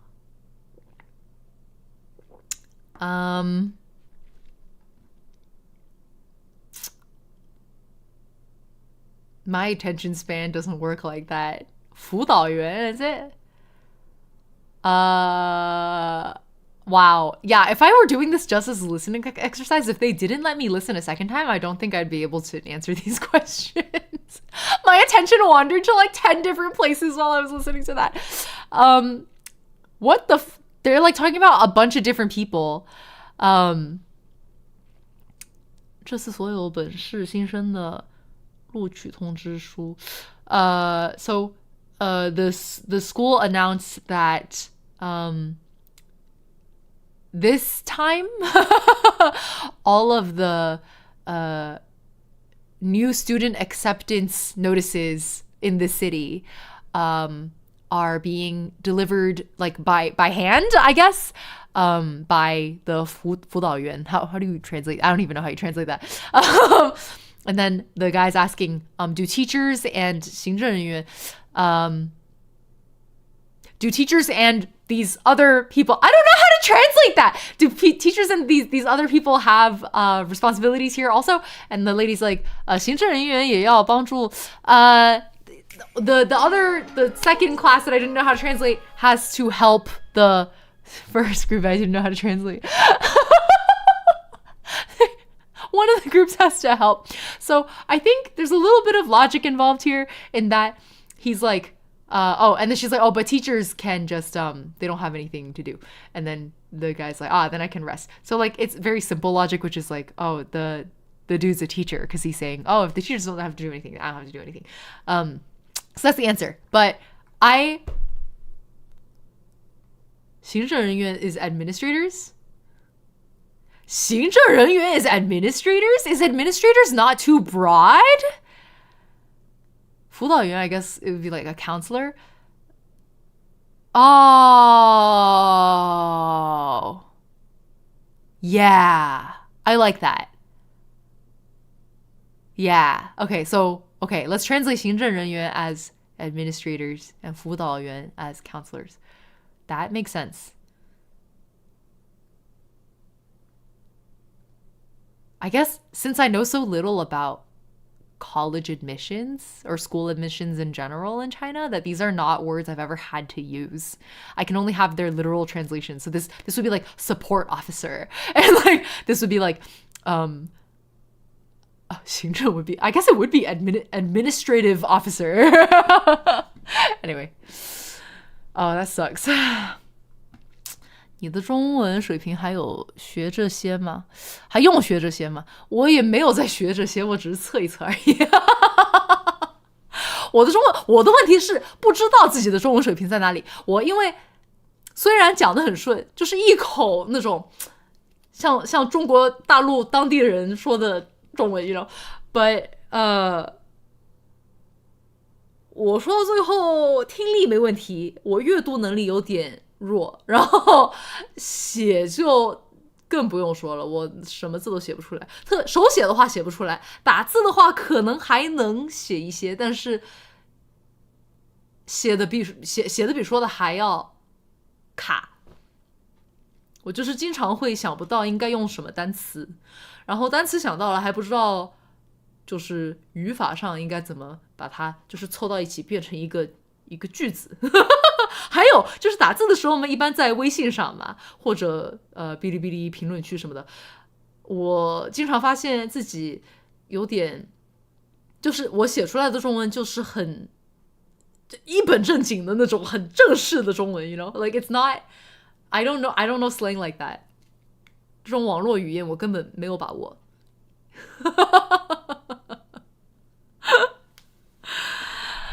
啊，多读古诗古文可以提升语言的精准度。我觉得我的问题不是古诗古文啊。虽然我最近还真的在学那个，我在读《道德经》。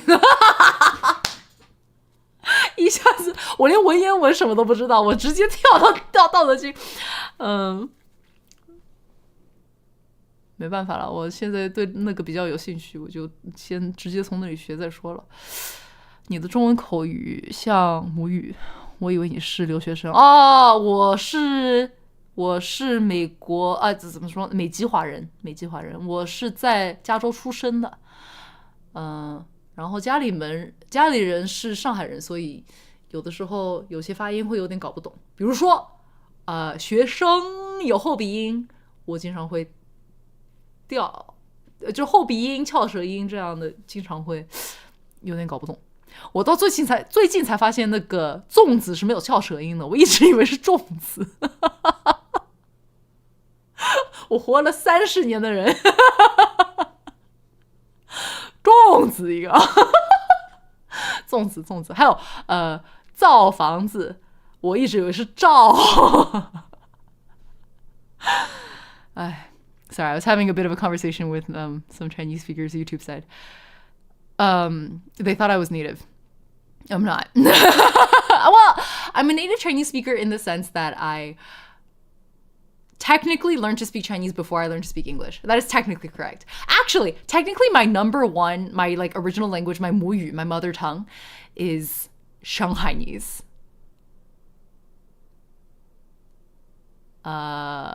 今早ingenge Shanghai Weven verwette gang. 我讲的上海话老 How do you say bad in Chinese? Valese.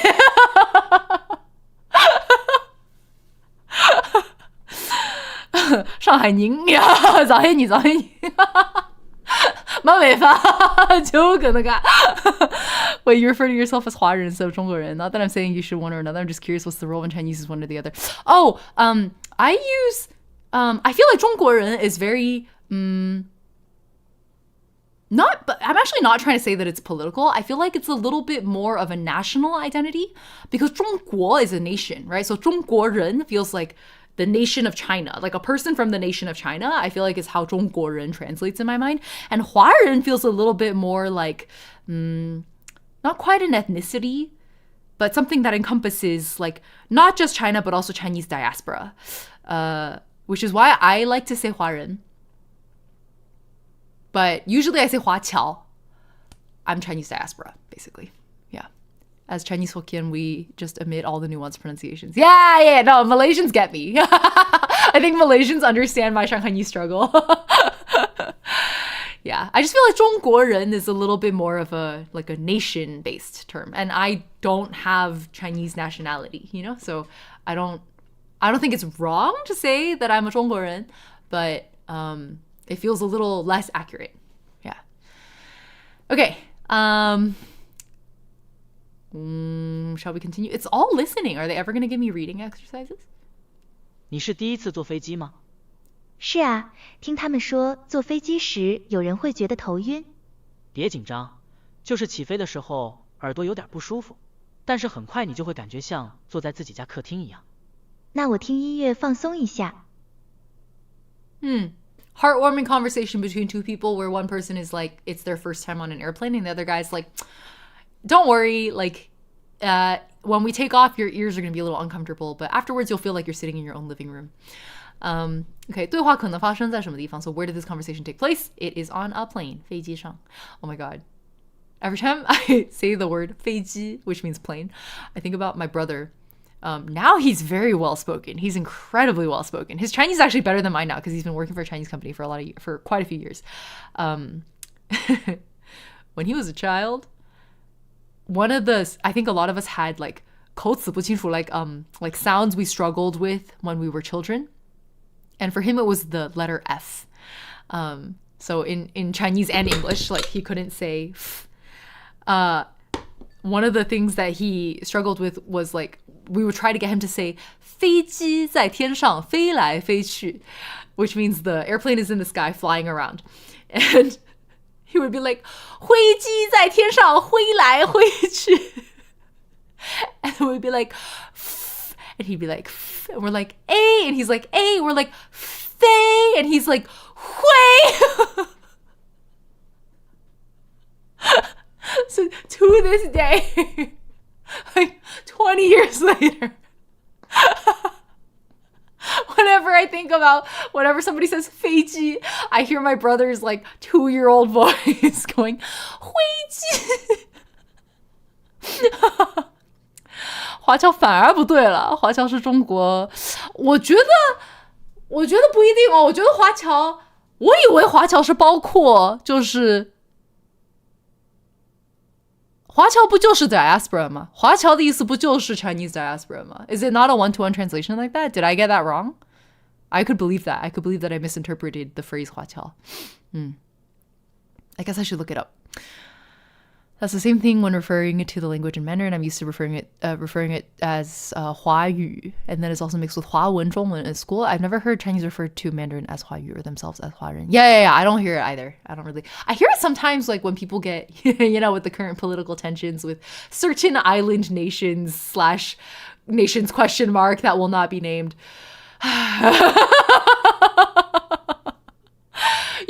The capital S situation. Oh boy.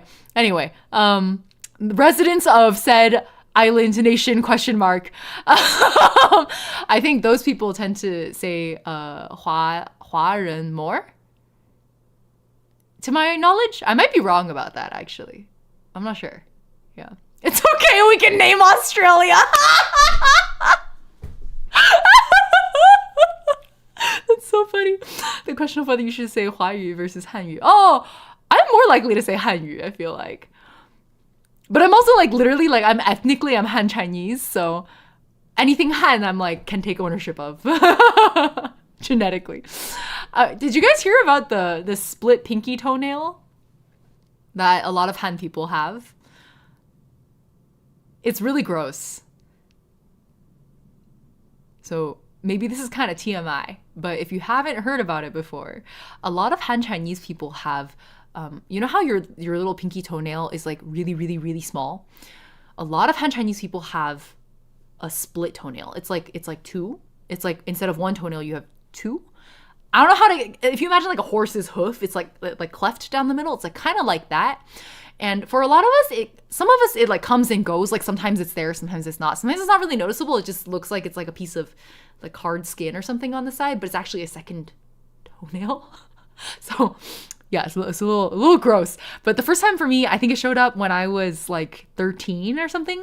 And then I, in a panic, like ran to my dad and I was like, Dad, there's something wrong with my toenail. Like I have to go to the hospital. And he took one look and he was like, oh, that just means you're like definitely Han Chinese. And I was like, what? So that's how I learned that a lot of Han Chinese people like have a genetic trait of like this weird toenail situation. And I thought because I experienced it in like middle school to early high school, I thought all of us developed it like fairly early in life.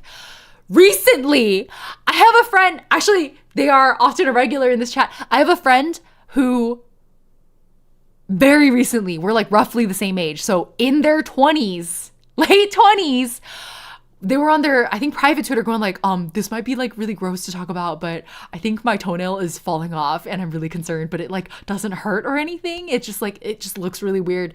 And then I responded and I was like, is it the Han Chinese split toenail? And she comes back to me and she's like, holy shit, I didn't know that was a thing until just now. So I guess you can develop it at any point in your life. I didn't know.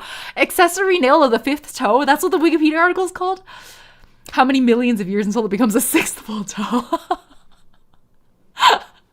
Yeah, I have no idea. It's just an interesting genetic marker. It's actually kind of annoying because sometimes if you just like if you're not like sort of trimming it away, I guess, for lack of a better phrasing, sometimes when you're like pulling on your socks and stuff, it'll get caught on the fibers. It's really gross. Sorry. I hope I didn't just give like the weird feet people like. Well, I don't know. I was about to say I hope I didn't give you an ick, but now I'm like maybe. Should I be happy if I give the weird feet people on the internet an ick? Should I be proud? Okay, if you're a weird foot person and you're watching this and I just gave you an ick, you're welcome.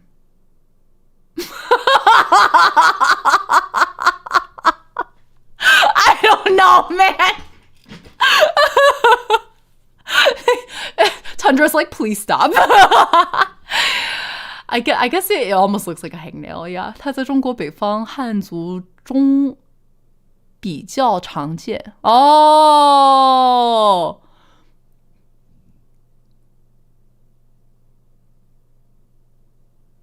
Wait, why wouldn't isn't that saying that it's mostly northerners?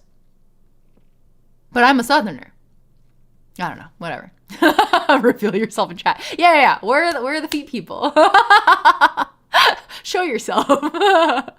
As someone who suffered with ingrown toenails for much of my teenage years, my weird toenail stuff makes me squeamish. Oh no, hold on. Actually, this is oversharing a little bit, but as a fellow ingrown toenail sufferer, Tyloo, handshake emoji.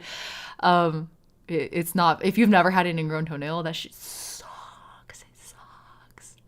It sucks so bad. Thankfully, it was mostly in my childhood. It's like mostly resolved, but if I stub my toe nowadays, it'll happen again. All it takes is a stubbed toe. Okay, anyway. Oh, bye, Mooney. Thanks for hanging out. Thomas cramp. Oh, no, I hope your cramps go away. Shock, hello. I went to China last month, and wow, I don't understand a thing this question says. We are a little bit in the advanced territory now. I am very curious what this exam says I'm going to qualify as, I guess. Maybe I won't need to go take the other test after this. At the snail's pace that we're advancing at, because I think we've had a digression or 3 on every one of these questions so far. I think it'll be a miracle if I can even finish this test by the end of stream. Okay. 来，接下来。新开的饭馆远不远? That was so short. Okay, it's like, is the new restaurant far? What is the most sensible response? It's wow, that would be a really funny response. This says, it's not that new. Imagine if you were asking your friend, hey, is the new restaurant far? And then your friend was like, it's not that new. I'd slap them. I'd be like, why are we friends? 很便宜 is very cheap. 人很多, there's a lot of people. 拐弯就到, so am I reading that right? Is that 拐? I don't know. I don't know this word actually. But basically it's like turn the corner and you're there. So that's a great response. I don't think so. If my friend said that to me, I'd be like, we're not friends anymore. Okay, is this another long one? Okay, listening. 害羞是一种常见的人际交往障碍。害羞的人在交往过程中过多约束自己的言行，以致无法充分地表达自己的思想感情，严重阻碍了人际关系的正常发展。我们周围有许多害羞的人，即使不考虑那些拒绝承认的人，社会中的害羞人群比例依旧达到了 30%。研究人员发现，目光四处游移、耸肩、坐立不安，都是人类害羞时的典型表现。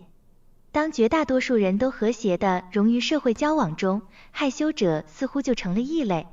其实，害羞是一种正常反应，是人类性情表现的一方面。科学家们指出，羞怯是一种复杂的，从一定角度来说，还是有益的心理行为。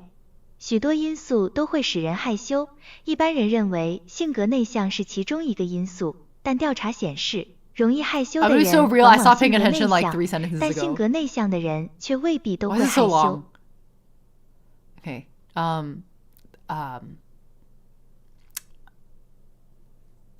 It's like talking about shy people and social anxiety, and then it's like a lot of people think it's like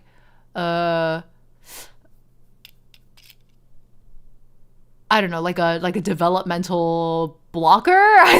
Like basically it's like it causes, or people who are shy / socially anxious often have problems with like interpersonal relations, but actually a lot of people are really shy. It's like really common. And sorry, this is researchers have found that if you like your eyes move around a lot, I actually don't know what this says. They can't sit still. A lot of these are like behaviors of shy people. They keep using the word shy, but in my head, it's also talking about social anxiety. And then this is where I lost focus. But it's like, actually, like being shy is a really normal response. It's one of our like personality display traits, I guess. Scientists point out that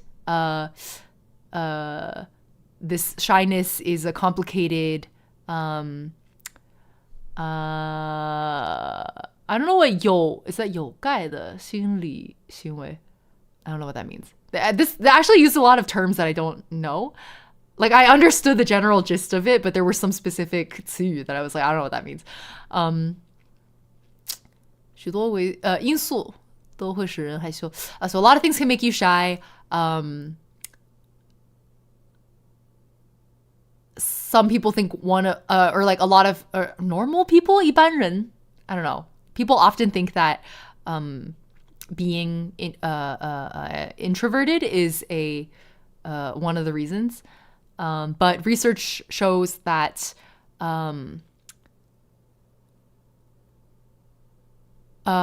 people who are easily shy are often introverted, but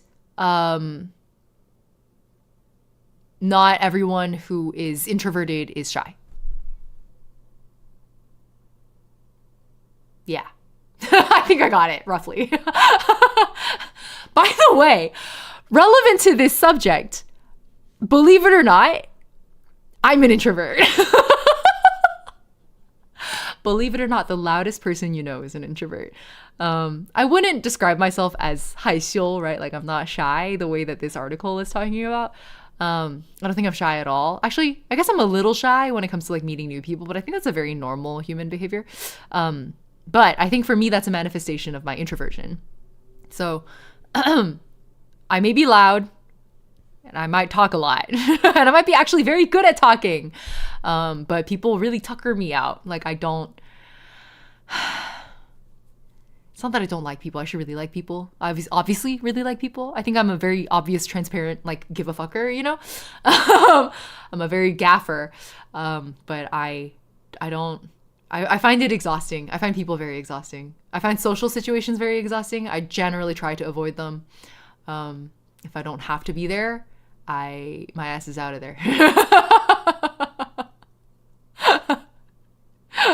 Give a fucker is a great word. I mean, it's like in the Haikyuu community, we've been joking about Tsukishima being a fake ID GAFer, you know? So I'm a GAFer. I'm a transparent GAFer. Some people are just annoying. I mean, like, as a people liker, even as a people liker, I can admit that a lot of people are genuinely annoying. But I think because I'm a people liker, I tend to assume that people are cool. Like, when I meet someone for the first time, my default assumption is, like, this is probably a cool and interesting person who I can have a great conversation with. And one-on-one, I can generally do okay and have a good time. But I think in, like, large social settings, I get overstimulated very easily. So you may find that in a large social setting, especially in, like, parties where I don't know a whole lot of people, I tend to get really, really, really, really, really quiet. Believe it or not, there are situations where even I can get really, really, really quiet. But that's another digression. I should probably decrease those if we want to finish this test. I can set a like 5-minute timer and we can just go for a few questions also. But anyway, 下列哪项 I still don't know if I'm reading that right. 属于害羞的典型表现. So which of the below are typical shy behaviors? 拒绝和别人交流 so refusing to interact with other people 不看别人 not looking at people 脸红 red face 眼神游离 is a very funny phrase. I didn't know that's a thing you could say in Chinese. This literally translates to your visual gaze swims away. Sorry, swim is a very literal translation. It's not quite right, but basically like floats away. So yeah, you're like, you know, your gaze is kind of all over the place.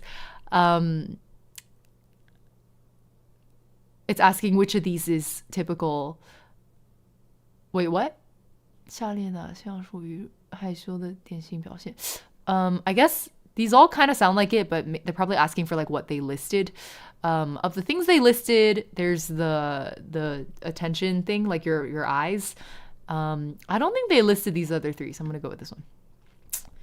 Twitch streaming is doable because the ability to shut everything off is so comforting. Yeah, I actually feel like Twitch streaming, I don't tend to get overstimulated because the visual stimulus of chat is like not bad. I have gotten overstimulated from stream before. It was often like I did it to myself. I yell a lot. I think that's tends to be what makes it happen for me. Or if the game I'm playing or like video we're watching or whatever it is we're doing on stream, sometimes the activity we're doing on stream is too much. But it's not because of the people. Like I find chat to be very comforting.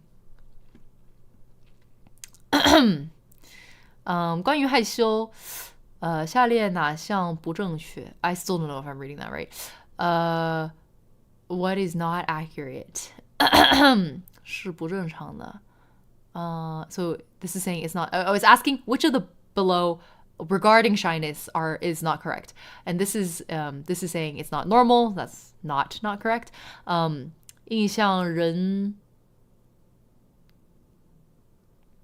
影响人 is that 人际 what word is that? I don't know. Something interpersonal relations. I don't know what the character says, but I know what that means. 有人不愿意承认自己会害羞 so not admitting that you are shy. And then 性格不是害羞的决定性因素性格不是害羞的决定性 What does that mean? I'm not parsing this sentence correctly. Anyway, which of these is incorrect? This is more of a logic puzzle than it is a Chinese question. Which of these is incorrect? It is not normal. Is it incorrect to say that it is not normal? That is correct. I got like a whole ass like Boolean table in my head. Okay, seeing this much Chinese, this probably means any amount on my screen is giving me flashbacks to high school. Real.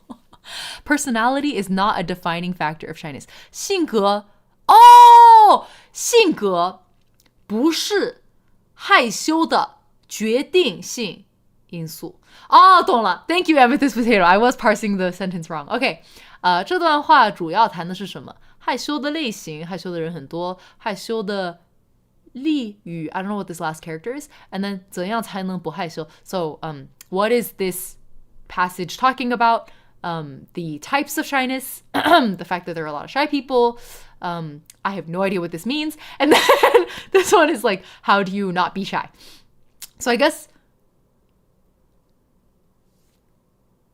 honestly, I think the point of it, like if it's asking me what the thesis is, the main point of this passage seems to be saying like, actually it's really normal and like a lot of people are shy. So I'm going to go with this one. No, it was the one I didn't understand. What does this mean? It's not letting me highlight it, so I'm gonna have to do this real quick, just in case I click something I shouldn't. I have to grab it out of the HTML. 1 second. Oh my god.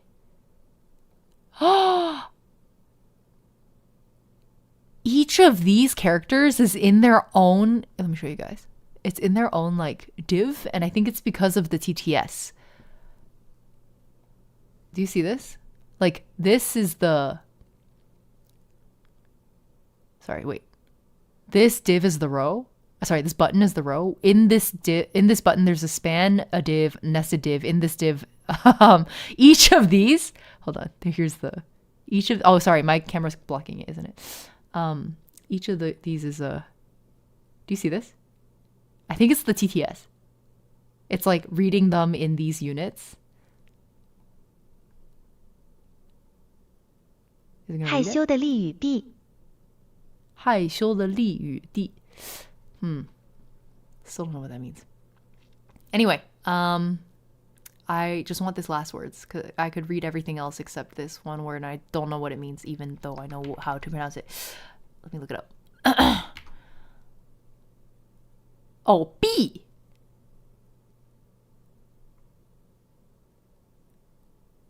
Li yu bi, would that be like pros and cons? That's my guess. Hold on. Are you perhaps a CS major? Yeah. Okay, great. I was right. It's pros and cons. No, but I disagree. I don't think this article was about the pros and cons of being shy. List one pro. It was all cons.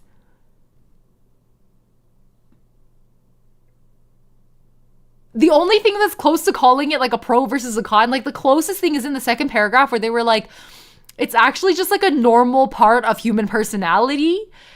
That's not a pro. That's just like a factual statement. More like CS General. Novel translation sites do the same thing to prevent scraping. Oh! And when it's shuffled in the inspect, interesting. The pro would be being shy is not a bad thing and it's not some weird thing. But that's not a pro! Being normal is not a pro! I disagree. I don't think I got this wrong. I think that the point this passage was trying to make was that shy people are normal and it's common. I disagree. I think they're wrong. Sorry. This is the kind of thing where if I 我如果交了这个卷子，然后他们 Sorry, I had a moment where I didn't know how to say it in English. If they returned this to me and I saw it graded thusly. Sometimes you gotta pull out the thusly. If I saw it graded thusly, I would lodge a complaint. And I'm pretty sure they would, I mean, assuming there's a human being and not an AI reviewing these kinds of complaints, like I think I would be correct. Like I strongly believe I'm right. Look at me, I'm the teacher now. Exactly, Karma, you get me. 从一定角度来还是有盖的。对啊，但这个 This is pushing it.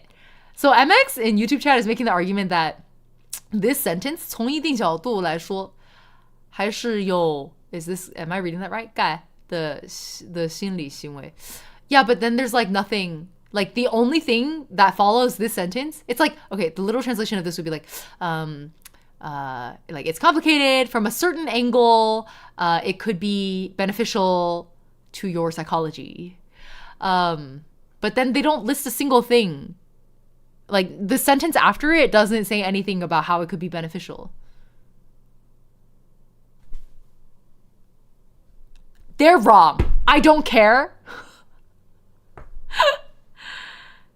Or actually, I would go one step farther. It's a bad question because the options, actually neither of them were correct.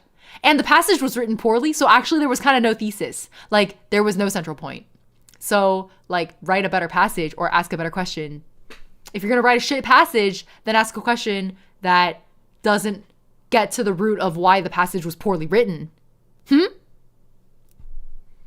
The question was bad, the answers were bad, and the passage it was all based on was also bad. So there you fucking have it. Sorry, I paused, I stuttered because I was like, maybe I shouldn't have cussed, but I'm mad, so I'm allowed to cuss. That's how that works. Anyways, I'm right.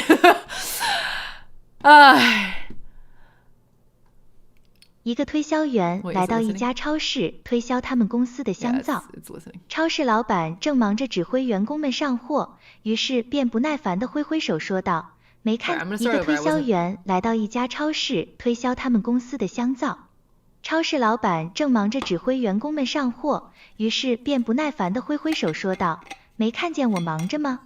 再说我这里货很多，以后再说吧。”推销员仍然不死心，继续介绍自己的产品，打算说服那个老板。那老板显然是很生气，破口大骂道：“还有完吗你？刚才是给你面子，可你这个家伙，赶紧带着你的东西立刻滚蛋！”这个推销员一边收拾自己的箱子，一边心平气和地对老板说：“十分抱歉，我刚做业务不久，不懂的地方很多，希望您能多教教我。对了，要是我想把这香皂向其他地方推销的话，我应该怎么说呢？”老板的态度有所好转，见其诚恳，便对他演示了一番。只见老板把这香皂的好处说了一大堆，推销员称赞道：“没想到您对我们公司的产品这么了解，所说的话也这么有说服力。”推销员的话让老板很满足，最后老板竟定下了大批香皂。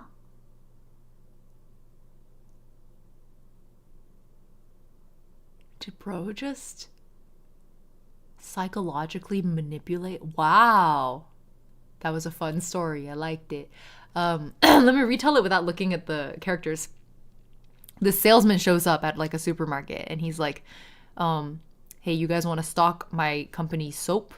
And then the manager is like, I don't have time for you right now. I'm trying to like tell my workers how to restock the shelves. And then he's like, no, but like, can I tell you about our soap? And then the manager's like, bro, I'm busy here. Okay. I don't have time for your bullshit. And then the guy's like, oh, sorry. I'm like new. So I don't really know how to do this. I look forward to learning from you.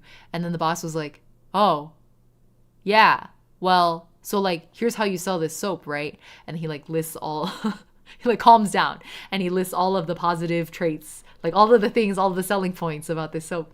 And then the salesman is like, wow, I didn't know you had such a high opinion of my company soap.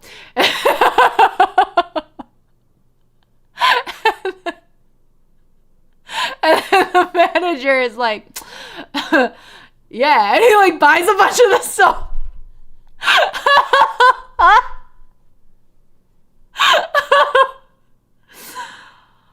Oh my god. No, I actually missed the point. It's like it wasn't just like, oh, you like our soap. He was also like, wow, you're like so convincing selling this soap. Like it was a compliment. And the manager was like, okay, I'm gonna buy some soap. Some mental wushu. Grizz! Congrats on the 3 stream streak. Anyway, yeah, it was a fun plot. I agree. It's quite the strat, it is. 超市老板在忙什么? What was the boss busy with? 和客户谈事情, talking to the customers, or clients, I should say. 准备出去进货. He's about to go get merchandise. 指挥员工干活. Tell his employees what to do. And then 检查超市的货物. Inspecting the merchandise. So I think he was doing this. Let me double check. 忙着指挥员工们上货. Yeah. He was telling people how to do their jobs. And then question 2, 老板开始是怎样对待推销员的? How did he start out treating the salesperson? 根本不理他, ignoring him. 让员工接待他, telling an employee to deal with him. 让他赶紧离开, make him go away. Excuse me. 简单看了看产品, took a look at his goods. I think he was like shoe. So, 推销员后来是怎么做的? 虚心向老板请教. 虚心 is a really hard Chinese word to translate. I guess fake? Like pretend?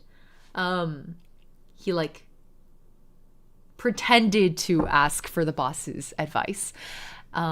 This is the first one. And then second is 冲老板发了脾气, so got mad at the boss. 立刻离开了超市, left immediately. Or 气得, I don't know what character that is, but basically like, I don't know, quit his job or something like that? Gave up on his work? Something like that. Anyways, I think it was obviously the first one. And then deception. It's not insincere. I thought 虚心, I thought 心虚. Oh, 心虚 is insincere. 虚心 is not. Well, I still think it's the correct answer because I think it's, if it's humble instead of insincere, then it's still correct because you could argue it was ambiguous in the telling of the story. He feigned interest. My understanding was that he feigned interest. Like, I think it was like a fake ploy, but I think the story was written ambiguously in that, like, they didn't say that the salesperson was tricking the boss on purpose. Like, in the actual text, it says, hold on, let me find it. 这个推销员一边收拾自己的箱子，一边心平气和的对老板说 So like he evenly talks to the boss and he's like, I'm really sorry, I just started this job not long ago. I don't really, there's a lot of things I don't understand. I hope you can teach me.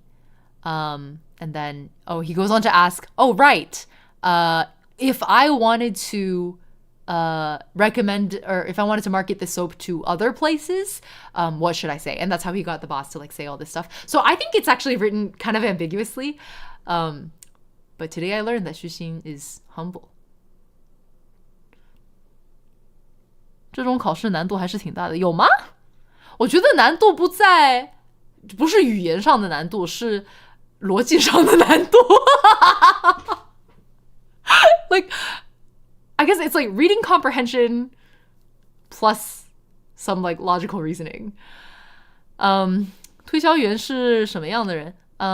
I guess that's our YouTube chatter's point. 有点难度是因为 it's because the reading comprehension actually is difficult. Like, you'd have to understand the tone of the piece and not just the literal meaning of it. To be fair, that's actually a good point. Yeah. 推销员是什么样的人？是 it was this 忍气吐声. Am I reading that right? So like holding back his anger. I don't know what that means. I've never seen that before. 十分聪明 super smart. 胆小怕事 coward. 脾气暴躁 Is that right? Here, let me. 忍气吞声吞声 it's not 吐 it's 吞 it's the opposite. So 忍气吞声 would be holding his anger and swallowing his sound, his voice. That's the literal translation. So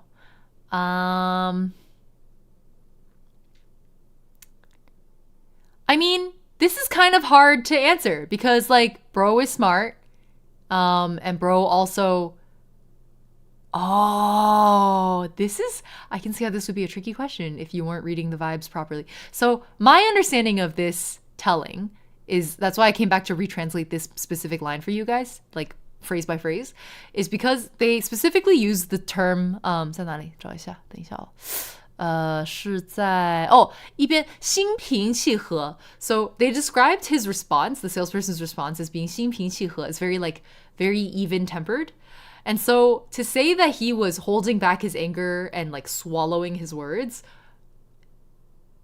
while you could interpret it that way potentially, just based on like what happened in the story, like, maybe this guy was like holding it back, they explicitly had said that he was like calm. So it makes me not want to choose the first option. But then I'm like, 十分聪明 is kind of like, that's a dumbass answer. Oh yeah, bro is smart. I guess he is. I'm committing to it. I was right. Okay. Dumbledore said calmly. Like, yes, Pixel, welcome. Hello. I first found you through your Seasonal Feathers cover from like 10 years ago. Oh my god. Wow, you're a real OG. Thank you for checking out the stream after 10 years. Oh my god, has it been 10 years? Yeah. I was a freshman in college when I made that cover. I was home on winter break. Ham and I started the lyrics when we were still like going through, I think it was like winter, it was like finals, I remember. We were freshmen. And then I came home and I finished it like on winter break. So that would have been 2013. I don't think I managed to release it until 2014. It was like January 2014. But we started working on the lyrics in like December 2013. Oh my god. It's been 13 years. Thank you, Luckiest Pixel, for being in chat 13 years after you first found me on YouTube. It's crazy. It's exciting to think about how I'm still doing trans lyrics to this day. Some things never change. I'm promoting the Discord. Thank you, Pikachu. I appreciate it. Okay, we're at the halfway point. I'm 2 hours into stream. What do you guys say I lock in for? Would it be boring for you guys if I locked in for 5 questions? Okay, here's what I'm going to try to do. I'm going to try to do live translation while it reads by reading along. Okay, ready? 一辆公共汽车载满了乘客，沿着 The bus 下 is 坡 full. 路快速前进着。有一个人在 It's 后 going down 面 the street 紧 really 紧地 fast. 追赶着这辆车。 Someone's chasing 一个 it. 乘客从车窗中伸出头来，对追车的人 A 说：“ guy stuck his head 老 out and said, 兄，算 Brother. 了，你追不上的， Don't chase it. 等下一辆吧。 Wait for the next one. 我必须追上他。” I 这人 have to 气喘 chase it. 吁吁地说：“ This 我 guy 是这 said 辆车的 while 司 breathing 机。 really heavy.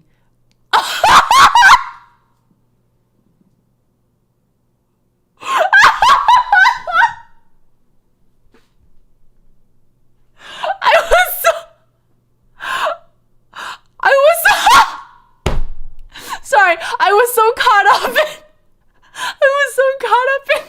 in doing the live translation that the punchline caught me off guard.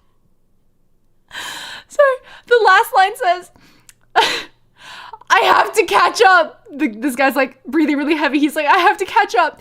I'm the bus's driver.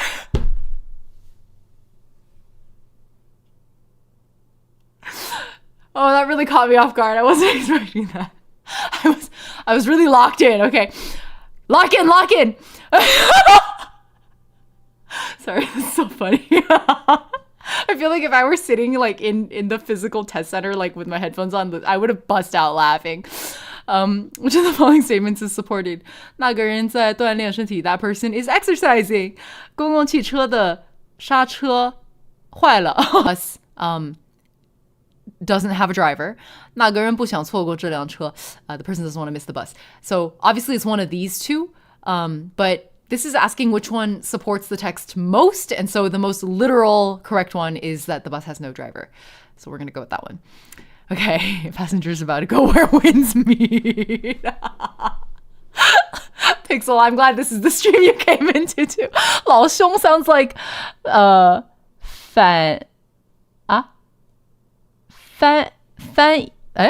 翻译体? What do you mean? What do you mean by 翻译体? 这什么意思? 翻译体是指什么? Okay, sorry, we're locking in. Let's continue. I'm going to do it again. 说到正宗的烤鸭，人们会想到 For 果木 authentic、炭火以烤鸭及传统 big- 烤炉 big- 里 I almost said 悬 a 挂 duck. 着烤鸭的情景。可是 Shit. 前不久， I'm 有 not 人建议 keeping 大 up. 力推广使用电子烤炉 They're talking 来 about 制 roasted 作 duck. 烤鸭。北京烤鸭的传统形态可能会因此而完全改变。对此，一些经营烤鸭的饭馆态度积极，跃跃欲试。Shit. Sorry, I couldn't remember how to say roast, like Peking duck, like roast duck for a moment. And then because my brain got stuck on roast duck, I wasn't listening to the rest of it. Anyway, when we're talking about authentic roast duck, people think about like fire and like fancy wood. And this is the sort of traditional oven that we picture when we imagine a roast duck. But not long ago, someone recommended like widely pushing, I guess, the usage of electric ovens to make the roast duck, I guess. And then Peking duck, I guess the traditional nature of Peking duck might change because of this. And then I actually don't know. I don't know what this means. But the general gist of this final sentence is there's like the places, the restaurants that sell roast duck were like, I guess, were very willing to try out the new method. Okay, which of the following statements is supported most by the above text? 老兄是最地道的中文，就是 bro 或者 oh man. Yeah. 但是这和翻译体有什么 I don't know, like, does that have anything to do with... It sounds like it was translated from English. Oh! No. I see. Oh, no. So MX... No, yeah. our other YouTube chatter whose name I can't even read. What does that say? Ling. Our friend Ling here. Ling is saying 老兄 is老兄 is like 老兄 is OG. Like you.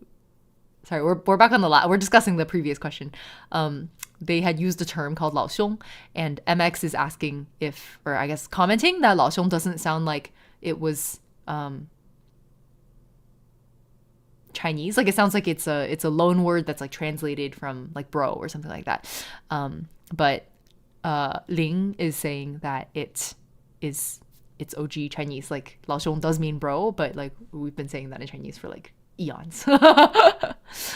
Like 我的上帝他写的字What do you mean? 我的上帝他写的字比隔壁珍妮奶奶的珍妮奶奶is that how you say Jenny? 做的苹果派还丑。Is this just a bunch of loan words? I don't know loan words like that. 如苹果派 Oh! Pie! Like pie. Oh! 苹果派 is apple pie. Oh, shit! I'm not going to retract that cuss. I think it was an appropriate usage of the exclamation, oh shit. Like translating without naturalizing or localizing. Oh, that's what 翻译体 means. Interesting. Okay. Joshua, thanks for the cheer. Oh, it's Pokemon's 30th anniversary. Seriously? I'm the same age as Pokemon? What? Lollipop Dinosaur wants an ooh redeem. I can't do that. It's a little harder in Chinese, but I'll do my best. Lao Xiong doesn't sound weird to me. Yeah, I agree. I think Lao Xiong is like OG. That's just authentic Chinese. I agree. Lao Xiong sounds very normal to me. Everybody says Lao Xiong. Anyways, Jin Sukiyame's translation is because of this, some restaurants that's the last sentence translates to, because of this, some restaurants that focuses on roast duck holds a positive attitude and are eager to try. I actually don't think the 对此 is because of this. I think the 对此 is towards this. So, like, their response to the push to use more electronic ovens is that they had a positive attitude and they were eager to try. I think that because of this matters, because there's nothing to because of. Does that make sense? Like there was nothing to respond or pivot in that way, just sort of syntactically. I feel like my Ulu redeem is a little off today. I don't know what's wrong with the accent. It's just wrong. Okay. Let me read these. 传统烤鸭用 is this 烟火烤制？可以这样说。接下来是电子烤炉，以被推广使用。然后是北京烤鸭的传统形态改变啦。然后最后是饭馆都不太想使用电子烤炉。反正当然不是最后一个呀，所以呢，前面3句之内，哪一个是最 supporting the above text 的？我不知道，我不晓得，他们好像都是对的。传统烤鸭是用烟火烤制，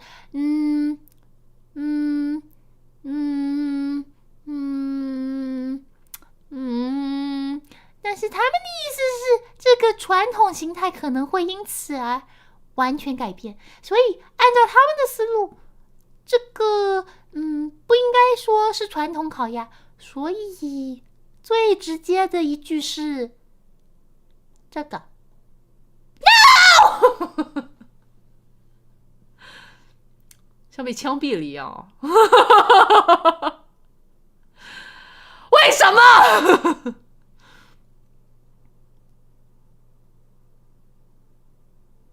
哦 Oh no, I know what I misinterpreted. I chose, so I was stuck on these top two options. The first is saying that traditional roast duck is always sort of like fire roasted. The second is saying that this is where I messed up. I misread the yi bei. I had understood that this sentence in the middle, it's saying like there are people who are pushing for the use of electronic ovens. But this is saying that electronic ovens have already been widely sort of disseminated, I guess. Which is like not, I feel like the tense is wrong, like the timing of the tense is wrong, and it isn't directly related to the text, versus I got tripped up because of the way they were talking about how like 传统, like the definition of 传统 preparation might change. 传统 just means traditional, for those of you, I don't know why you'd be here if you don't know any Chinese, but if you're just here for the funsies, 传统 means traditional. And they had made a distinction in the passage of 正宗 versus 传统. And so I was kind of going off of that because I was like, oh, it's like authentic versus traditional. Maybe they're just using them as like very specific terms, because the passage is making a point that like 北京烤鸭的传统形态可能会因此而完全改变, right? So I thought they were saying that the definition of traditional roast duck might change. And so that's why I didn't choose this first one, because it was like traditional roast duck is fire roasted. So, also, is this 炭? 传统烤鸭用炭火烤制. Oh, it is 炭. I wasn't sure about this character. Okay. 炭火 would be like charcoal, not fire roasted, but charcoal roasted. Okay, anyway, I was wrong. And this time I won't fight them. I can see where they're coming from. And if I had thought a little harder, I probably would not have selected the second one. But it was tricky. Okay. This is a reading one, so we're not going to hit the sound. 简直不敢相信，才半年时间。杰瑞 Oh, Jerry. Jerry! 杰瑞的个子就这么高了。半年前，那个因为身高而让我们非常同情 I'm sorry, I almost read that as 同情。What? 非常同情的小伙子完全不见了。Okay. Jerry Seinfeld. I was very just like, what's 杰瑞? Oh. Jerry, what are you doing here? That is the vibe. Don't shoot. Thanks for the follow. Welcome. 杰瑞以前什么样? Bro was short. So it says, I can barely believe it. Only half a year ago, Jerry... in only half a year, Jerry got so tall. Half a year ago, that Jerry that we, felt bad about because he was so short, that guy's gone now. So, this question is asking Jerry 以前是什么样? Jerry, what did Jerry used to be like? Jerry was short. 个子矮. Can't believe it's not sign butter. All these options are correct. What? I honestly didn't pay attention to the other options. Okay. Is this reading? This is listening again. Okay. Why so many 2年一 listening? 度的中国艺术节是由文化部等政府有关 Is 部门2年一联合度组织 biannual? 的。 That's pretty cool. 第3届艺术节在云南昆明举行。该艺术节充分展示了中国各少数民族绚丽多彩的民族文化和民族风情，吸引了众多中外游客。 Okay. Which of the following statements is supported most by the above text? It's talking about like a festival that happens, I think they're saying biannually, if I'm understanding 2年一度 correctly. I'm just inferring. I've never heard anyone say that. 2年一度 literally means 2 years one time. So biannual. It's like the cultural departments and like related government departments collaboratively organize it.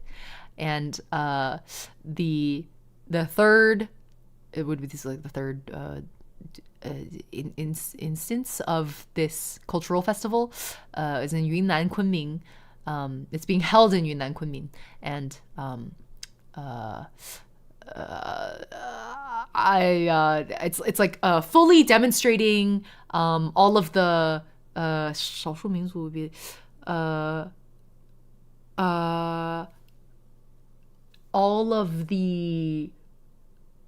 all of the cultural, I guess, diversity. Yeah, the cultural diversity of the ethnic minorities. Yes, that's how you say 少数民族 of the ethnic minorities of China, and it has attracted lots of visitors. Okay, which of the following statements is supported most by the above text?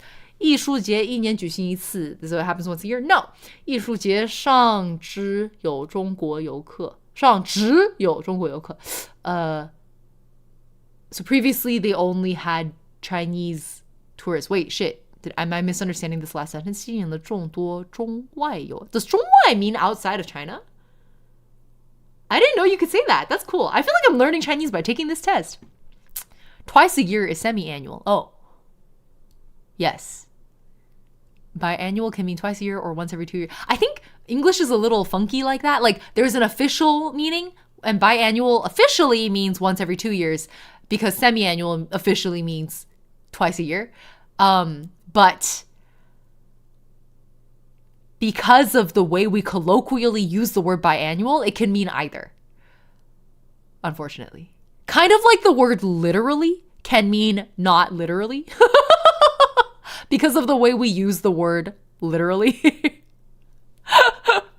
English, colloquial English is complicated. Let's put it that way.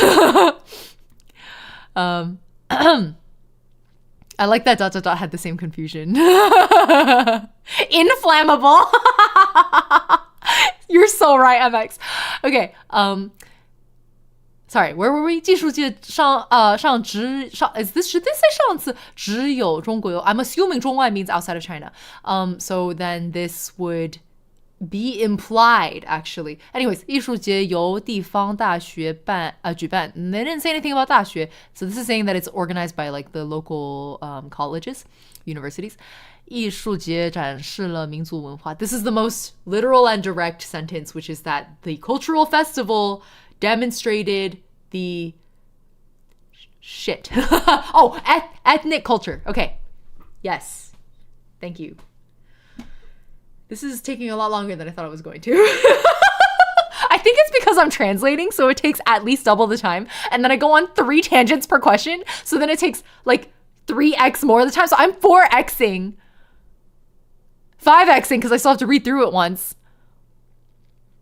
So that's why it's slow. Anyway, sorry. We probably won't get to the talk full today. We'll save that for a future stream. We'll make it, I like I said, this year I'm going to do a lot of Chinese learning type streams, so we'll just have to save it. We'll do talkful next, and then what's this one called? HSK. We'll do HSK after that. Okay, anyway, I think in JP it's something weird like every half year for my annual. Oh, I don't know, man. She's a 5x test taker, y'all. Yo, like the 10x engineer. Whenever people say 10x engineer, I think about the guy that got busted. I think this was while I was interning at Google. There was a guy who was working at Google at the time. I think it was while I was interning because we were talking, like the interns were talking mad shit. It was so funny. There was a guy who lived in a, you know those like container trucks? He was living in a truck in the parking lot of the Google. And this dumbass, okay, he was like making it work. It was like working. It was working. He was getting away with living out of a truck in the parking lot of the Google. And he works at Google. Okay, he's an employee. He's a Google employee. He's living in this truck. It's on the parking lot. The security people come by once in a while. He flashes his badge. It's chill. He like uses the gyms and the showers and the laundry facilities and eats on campus because there's free food. He gets away with it. He's saving hella money because rent in the Bay Area is incredibly expensive. Like I'm talking at least $2,000. If you want to live alone, at least in, let's say in Mountain View where the Google campus is, you'd be paying like $2,500 a month if you wanted a 1-bedroom. At least, okay, bare minimum. He's saving at least that much money. Shortest commute time ever. Getting away with it. This dumbass writes a blog post that he posts on the internet where I think he titles it like It's like something where he's like, I'm a 10x engineer, so I live out of a truck in the Google parking lot. He shares all the details of his like logistics of living out of this truck. You know what? The thing is, like, I don't blame him for what he did. I think it is so fair that he tried to save rent and was living out of a truck in the parking lot of the Google, and impressive that he was getting away with it. It's the fact that he wrote a blog post and then called himself a 10x engineer. Yeah, bro, your moonshot was living out of a truck in the Google parking lot. I just think that when it comes to some tech bros, they are the butts of their own. Like, they don't have to write, no one has to write a joke. They are the joke. Yeah, it's very like LinkedIn lunatic material. Yeah, he really ruined it for himself. Like, everybody was okay with it. The security guards didn't care. Like, Google, clearly they didn't care enough to report to the higher ups. Even if they reported it to the higher ups didn't care. Like, nobody cared. Nobody cared. And bro was like, let me flaunt my massive brain. Hatamisu asks, what's a 10x engineer? 10x engineer is one of those Googleisms. Well, it started as Googleism and it like became like a Silicon Valley-ism where they're like, oh, a 10x engineer is one who like thinks big. Like they think 10x. Do you guys see how I'm the kind of person who would quit? Anyway, I couldn't do it anymore, but I was surrounded by people talking about 10x engineers. Yeah, you're a 10xer if you like, if you dare to dream of the moonshot. Moonshot is another term. Moonshot is like literally you shoot for the moon, right? Like you don't just think what's like affordable housing I can get in Mountain View. You think, can I live out of a truck in the parking lot of my employer's buildings? 10x is 5 head. Yeah, that's a good translation, Volt. How did it ruin it for him? Did it get him fired? I actually don't know if he got fired, but there was like, last time I checked in, which was right after the article came out, I think they definitely like didn't let him sleep in the parking lot anymore. And then I think his job was like maybe under threat. I don't think they would fire him over this. I'm not sure. But the reason we were having a lot of fun like as a group of interns over this, because the year before our intern class, there had been a group of interns who, oh no, maybe this was because I interned there twice. So it might have been the first internship. There had been a group of interns who, as a challenge, tried to figure out if they could, like how long they could get away with sleeping on campus and like not renting a place. Like they were like, there's so many restrooms, break rooms, facilities on campus. Like what if we just didn't rent an apartment? What if we just tried to get away with living on campus? And so there's a group of interns that had like tried to do that. They didn't even last, I think, one day. It was 1 week. It was like a really short amount of time. Like security found them and like got rid of them really fast. I just thought it was really funny. And then it was because like it was that story and then like the 10x engineer living out of his truck story that was like, it was floating around at the same time. And I just, anyway, that was like our 5th tangent after I said I was going to log in. Sorry. I'm not actually sorry. That was a fun tangent. Let's go back to this. Let's listen. I don't want to listen actually. It's really simple. Bro's like, hey, are you sick? Your voice sounds weird. And the girl's like, might be I have a throat infection. I haven't been feeling well since last night. What's wrong with the lady? Her throat is uncomfortable. Whoa! Reading or listening? Oh my god, listening? All that? 好吧，来吧. Hit me. 今天我们请到的嘉宾是著名导演张艺谋。 You're right. 大家 Oh, 欢 it's a 迎 张艺谋张 interview? 导演，您拍了2 I'm sad. 部武侠片《英雄》和《十面埋伏》，却招来了群体式的攻击。听到这么多批评，您心里是怎么想的？ Wait, why? 难，我觉得都有道理。有道理就在于电影是一个公众性的作品，不是导演的初衷就可以封住所有人的嘴巴。每一个人从他的角度谈对电影的看法都是对的，你不必很认真的去跟对方辩论。剧作家魏明伦曾说，张艺谋的电影缺思想，缺文化。对于这一批评，您是怎么看的？难，这2部电影只是我自己想象中的电影，是我的一个梦，所以我说我是不懂武侠的。台湾的焦雄平是我很多年的老朋友，他就公开的说张艺谋根本不懂武侠，我觉得他说的对。其实，对所有的电影都不要像过去那样文以载道，太沉重了。在今天激烈竞争的电影舞台上，我觉得应该最大限度的吸引观众，先吸引他坐到电影院里，我觉得这个最重要。Is this a real 张艺谋 interview? Is bro actually a 你什么地方最不 clickbaiter? 满意？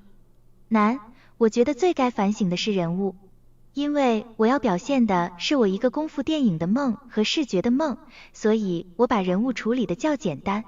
我当年主要想的是这部电影的形式，今天被骂的也是形式。我拍这个电影时并没有考虑那么全面，我当初只是想要表现一个我想象中的视觉的武侠，给人一个视觉上的强烈的冲击和快感。那您当时推出红高粱，选择巩俐的时候，您觉得她作为一个演员，最大的感染力在什么地方？难，选她是一个偶然。我们那时到中戏去选演员，她不在，我们拿了他们全班的照片，那脑袋就比大米大一点，所以也看不清楚。当时我们几乎是要放弃了，她突然就回来了。大家都觉得她跟我们想的不一样，因为我们当时是想找一个特别壮的劳动农民的样子。巩俐当时很清秀，但是总觉得她身上有一种特别的魅力，就选了她。事实证明，当初的选择是正确的。They hit a lot of different topics here, but what I got out of it, if this is a real Zhang Yimou interview, what I got out of it is that bro was a clickbaiter. He deadass was like, maybe as a film industry, we shouldn't care so much about form and structure. Maybe what matters is getting butts in seats. Like in the theater. Oh, you guys are right. I think that was all female TTS. When are they gonna have the non-binaries talk? You wouldn't know if you heard them. I think it said someone's head was big. That's so funny, Sunfish. They did comment on someone's head size. I didn't quite pick up. I think that was the Gong Li comment about like, I think they were saying her head was small, actually. No. I think it was okay, let me retell this based on my understanding. This final portion. They're talking about, have you guys heard of red sorghum? Hong Gao Liang. Hong Gao Liang is like a really, really, really famous movie. It's a really, really, really famous Chinese, almost, I guess you could call it almost like a classic film by now. Even though I'm pretty sure Zhang Yimou is like still going, like he's still directing. But it's old enough to be considered a classic by some people, such as myself. It's like my parents' generation. I've never watched Red Sorghum. I know some of the music from it though, because it's really good. But it's like, anyway, it's like a really tragic, like sad film. And they're interviewing him about the lead actress, Gong Li, and asking how he chose her. And he tells the story of how he like went to, I don't know what 中戏 is. Like, is it like a theater? I think he went to a theater to like choose actors. And then they had handed him like a photo of the whole class. And so like he's saying, I think what we heard about head big, I think what we're hearing is 那脑袋就比大米大一点. I think he's saying that in the photo of everybody, like everyone's heads was the size of like a grain of rice. So sorghum is a grain. Yes. Bro said Gong Li's head is the size of a rice grain. I think he's saying in the photograph, everyone's heads are like yay big. I think that's what he's saying. So National Drama Academy. Oh, 中戏 would be the National Drama Academy. That makes sense. Yeah. The academy, not the theater. Okay, cool. 男的是怎样看待观众批评的? So they're asking like, what's his opinion of, oh, sorry. And then earlier, there was like some questions about, I didn't translate all there's a lot of bullshit where I came away with it, where I was just like, oh, bro's a clickbaiter. Whatever. All great media personalities are good clickbaiters, unfortunately, which is why I will never make it big, because I hate clickbaiting. I keep thinking I should get more comfortable clickbaiting, you know what I mean? Like, 我有点自己跟自己过不去，没办法，我人就这样。That's just my personality. I can't help it. Anyway, that's beside the point. He's a clickbaiter, and he got a lot of criticism. A lot of people were like, how could you make a wuxia film if you don't know anything about wuxia? And his response was like, yeah, they're right. I don't know anything about wuxia, but I like had a vision, and I wanted to make my vision come true. You know how artists talk. So anyway, that's his response to the criticism. 他觉得很正常. He's like, they're right. 男的认为电影的哪方面最重要？思想文化吸引力意义. So he's saying, I'm calling him a clickbaiter because he's saying that the most important part of a film is its attraction, like its draw. Didn't 红高粱 get banned in China at some point? Wait, really? I didn't know that. I didn't think so. I could look it up. I didn't know. Invaluable isn't used as a way to say something has zero value or price, but rather infinite, although that might be confusing for some who might think the spelling implies the opposite of valuable. Yeah! I forgot we were still talking about invaluable as a word. Yeah. Yeah. That's true. It is a confusing word. It does feel like it violates the rules. It's a rule breaker. You could clickbait ironically. The closest I get to clickbaiting is making a stupid face for thumbnails. And that's not even clickbaiting. That's actually literally just my damn face that I actually literally make, as you all know very well.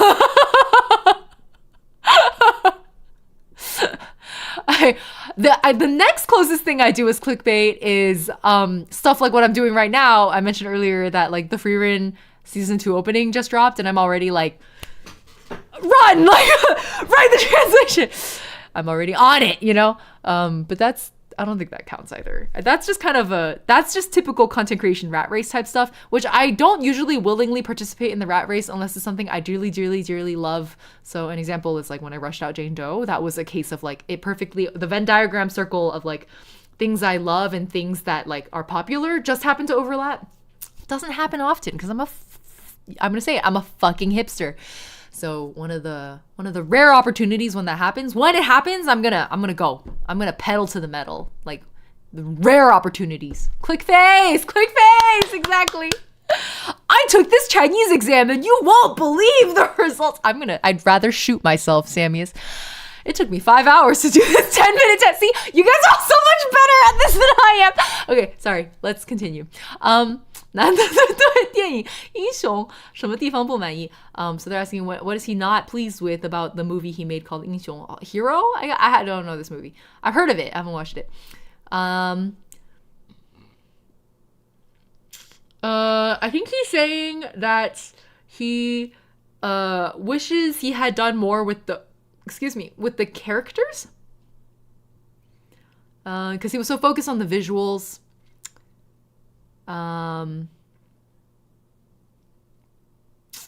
我拍这个电影时并没有考虑那么全面，我当初只是想要表现一个我想象中的视觉的武侠，给人一个视觉上的强力的冲击和快感。So he's saying he focused on the visuals too much and forgot about the characters, basically like the people. So that's where he's not. The one thing he would do better, I guess, to phrase it differently. Okay, 男的认为巩俐 is that how you say her name? 最大的感染力在什么地方?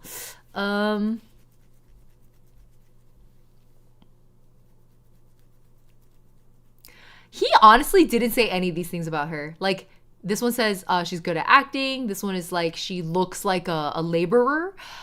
This one is that this is the closest thing to what he said. She had like a special charisma. 有独特的魅力, very a unique charisma. So 气质很特别 would be like her aura is very special. And then 长得清秀, he did say this about her, but he didn't say that that's what he credits with her draw. So I'm gonna go with the aura one. Okay, 关于男的下列哪项 Am I right? I don't know. 关于男的，下列哪项正确？ Oh my god, I've been reading this word right the whole time. Finally. 下列哪项正确? So which of these is correct? 他拍的电影大多数是武侠片. No, he didn't mostly film 武侠片. 重视电影的思想性. that he emphasizes or cares more about the thoughtfulness of a film, which is also not what he's saying. He's actually saying he cares a lot about visuals over that. 精通武侠, so no, he's not a big 武侠 fan. And then 注重电影的视觉冲击, yeah, he keeps talking about visuals. So this is like literally translating, 注重 is to prioritize, to value.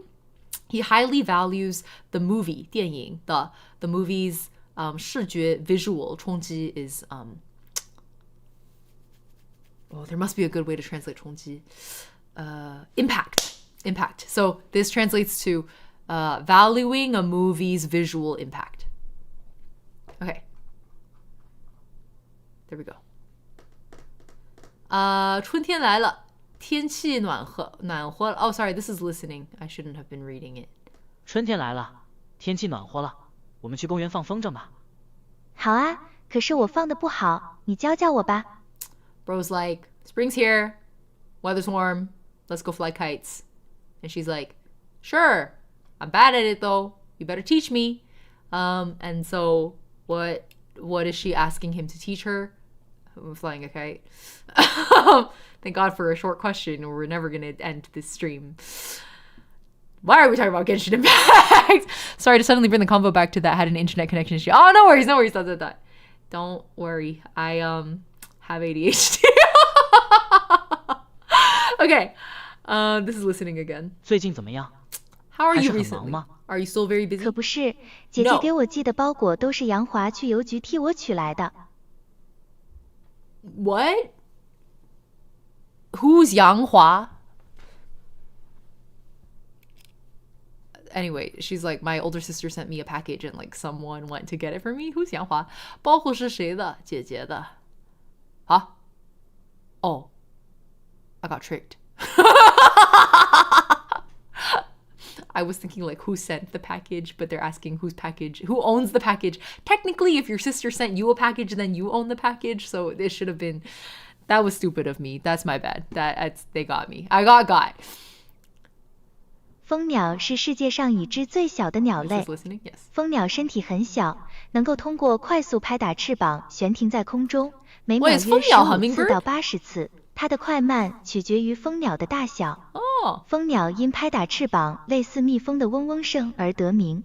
that was not a 蜂 trick 鸟是 question. I 唯 was 一 just 可以 dumb. 向后 It was 飞 not a 行的 trick 鸟。 question. 蜂鸟也可以在 I 空 just 中 went too 悬停 fast. 以及向左和向右飞。在所有动物当中，蜂鸟的体态最优美，色彩最艳丽。蜂鸟的分布局限于西半球，在南美洲种类极多，约有12种，常在美国和加拿大。只有红 We 玉 get 喉蜂 hummingbirds 鸟 on our 繁殖于 patio, 北美 actually. 东部新斯科 In 舍 California. 到佛罗里达。蜂鸟都是小鸟，有的极小。南美 Florida 西部 mentioned. 最大的巨蜂鸟也不过20厘米长，约20克重。最小的蜂鸟生活在古巴和松树岛，这是最小的现存鸟类。令人吃惊的是，蜂鸟的心跳特别快，每分钟达到615次。另外，有些蜂鸟有迁徙的习惯。I don't know what 迁徙 is. Anyway, yeah, Canada mentioned as well. Did you guys hear those? 佛罗里达 is Florida. 加拿大 is Canada. OK, 蜂鸟翅膀每秒最多拍打多少次？每秒约15次到80次。哦，最多那就80咯。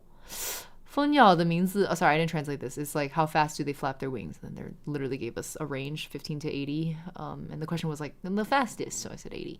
蜂鸟的名字是怎么来的? Where did their name come from? Honestly, didn't pick up on this at all. Must have zoned out. Let me skim. 唯一可以向后飞 Oh, no. That's not it.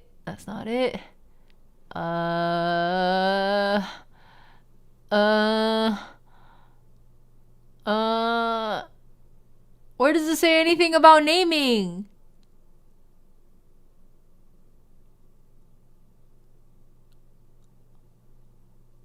Where does it say anything about naming? Second line in the middle?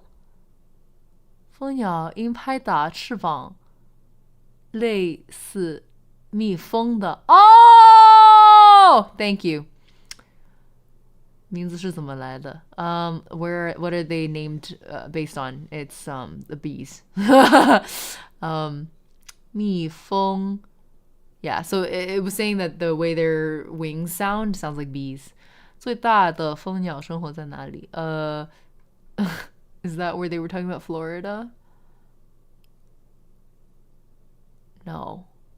最大的南美西部 would be Southwest US.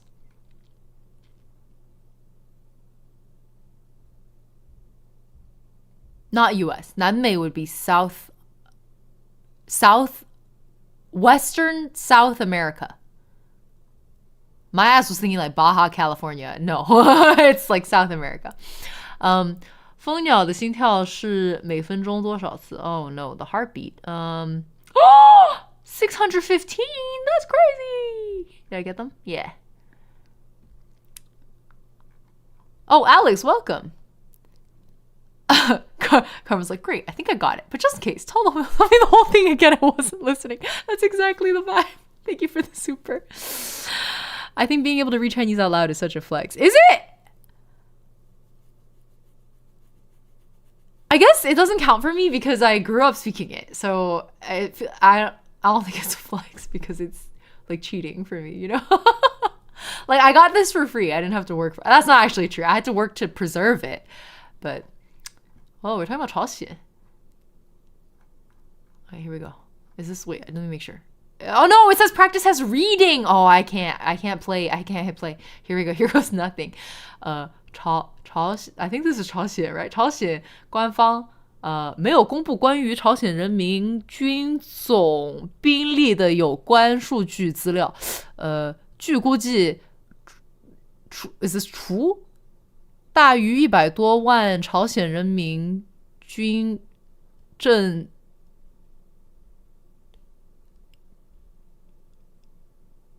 I don't know. I vaguely know what this word means. I don't know how to read it. The like official military, basically standing military 部队外朝鲜青年近卫队工农I don't know 卫队等各类民兵组织多达几百万人 Oh my god, I read so slow 恐怕没有人会怀疑朝鲜人民军是一直能正善 Hi, I don't know. Something like that. 战的部队 What does that mean? I don't know. 抗日革命时期和祖国解放战争时期的洗礼和考验为人民军的战斗力Is that 尊 I don't know, something like that 定了 What is that? Would that be I don't know Something Is this 基础 something 是基础朝鲜各 Is that right? I don't even know I'm guessing 朝鲜各个部队营防 What does that mean? 都立着这样一块标语牌上面写着以一当百 The funniest thing about this is if I weren't sitting here trying to read it out loud and just skimming it, I would understand it better than reading it word for word. Because I've learned to cope with the fact that I can't read like 80% of the Chinese I look at. 80% is dramatic. Let's say, 贵哪里？这多久以前的事了？ Sorry, I'm not reading chat because it's cheating. When I ask a question, guys, I'm mostly rhetorical. I can't cheat. I need to know my actual Chinese ability. I guess somewhere here I asked you guys about a character and it was gui. Anyways, well, let me try the skimming technique, right? Maybe I can try skimming and then translating. Let me try that. Okay, so is Chaosian North Korea? I think so. The North Korean, anyways, there's no like official announcement about their military might. in terms of like numbers. There's no materials about their numbers. The estimate is that there's probably 100多万is 1, 2, 6 zeros is the 1 always throws me off so much because the 1 is 10,000. So they're going off 3 zeros rather than 4 zeros rather than the 3 that I'm used to. So if there's 6 zeros, it's 1 million. Probably around a million like standing military. Young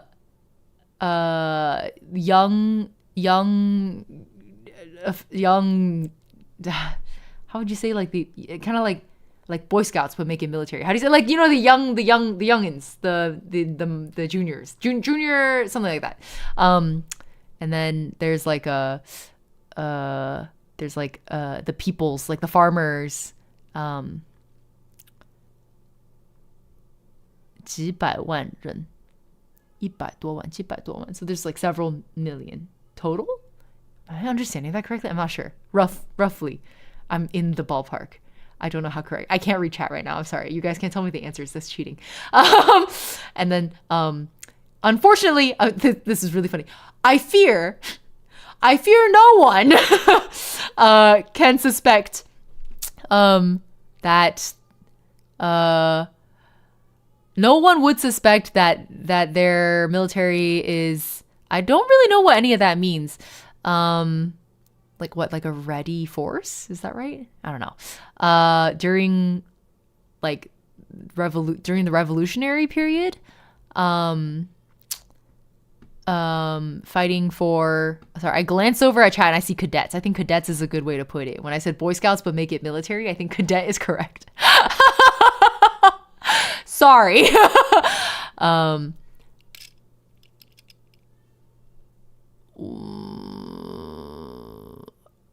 I think they're saying that during the like revolution they set like a strong baseline standard for their military. 以一当百 is like their motto, I guess, which is like for one of us, let one of us count as 100 roughly, like, or we let one be 100.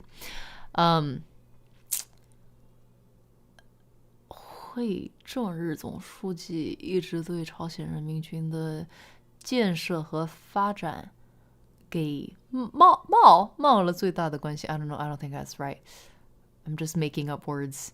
I don't know what 会正日总书记 is, but there's a ranking official somewhere where they're like, I guess they care a lot about the 朝鲜人民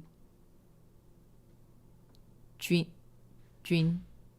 the military. And then for many years 金正日外出视察工作时 support was meowing 有半数以上的时间是在don't. Oh my god. See, this is the kind of passage I actually, if I were taking this test, I wouldn't have read it. Should I just do it the way I would have taken a test? I would have read the questions first. Should we just do that? Because it's too slow. I'm too slow. 以下哪一句是文章中的表达? Let me skim a few more sentences.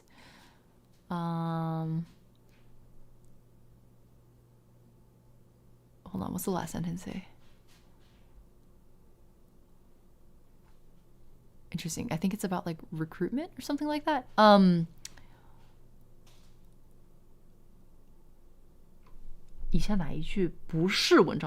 So which of these is not mentioned in the passage? Wow, they got me. Did they say anything about wow, this is almost verbatim though. Could I not just text match it? 120其中就有120个部队 this word matches. I don't know what it means, but it matches. And then 先军政治 right here.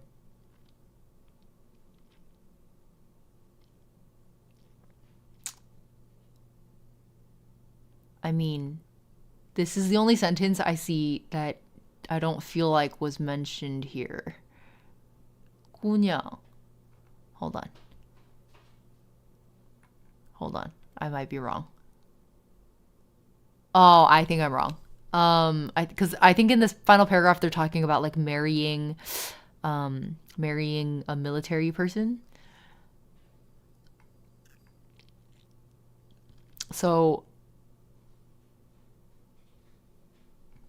方针指导方针 No, but this is right. So what did is this wrong? 在朝鲜 Oh, I think the first one is wrong because it's technically incorrect.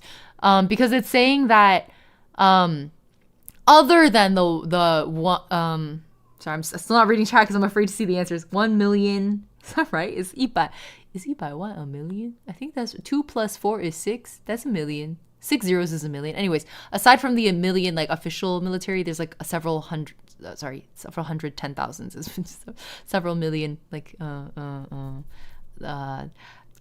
common people who are, what is the word for, sorry, I know I'm asking you guys questions and then not reading your answers. I can't look until I've answered it. Anyways, I'm saying that this is a phrasing technicality and this is therefore the incorrect one.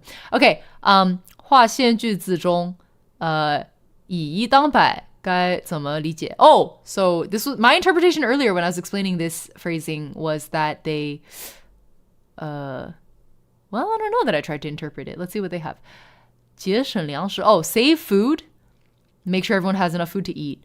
Encourage them to exercise so that they have the most combat ability. 鼓气.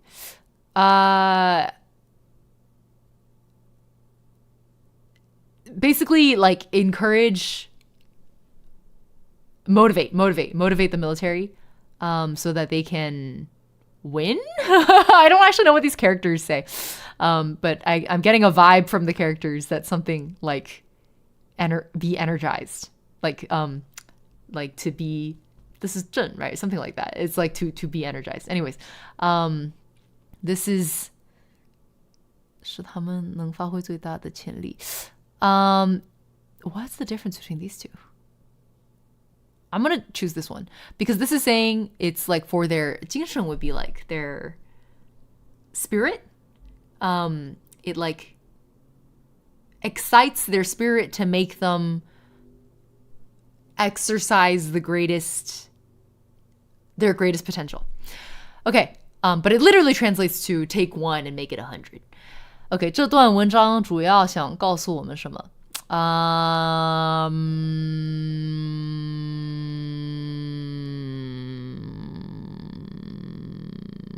朝鲜的人民军地位很高. If there were a thesis, I think it's the last one, which is that the military is highly respected.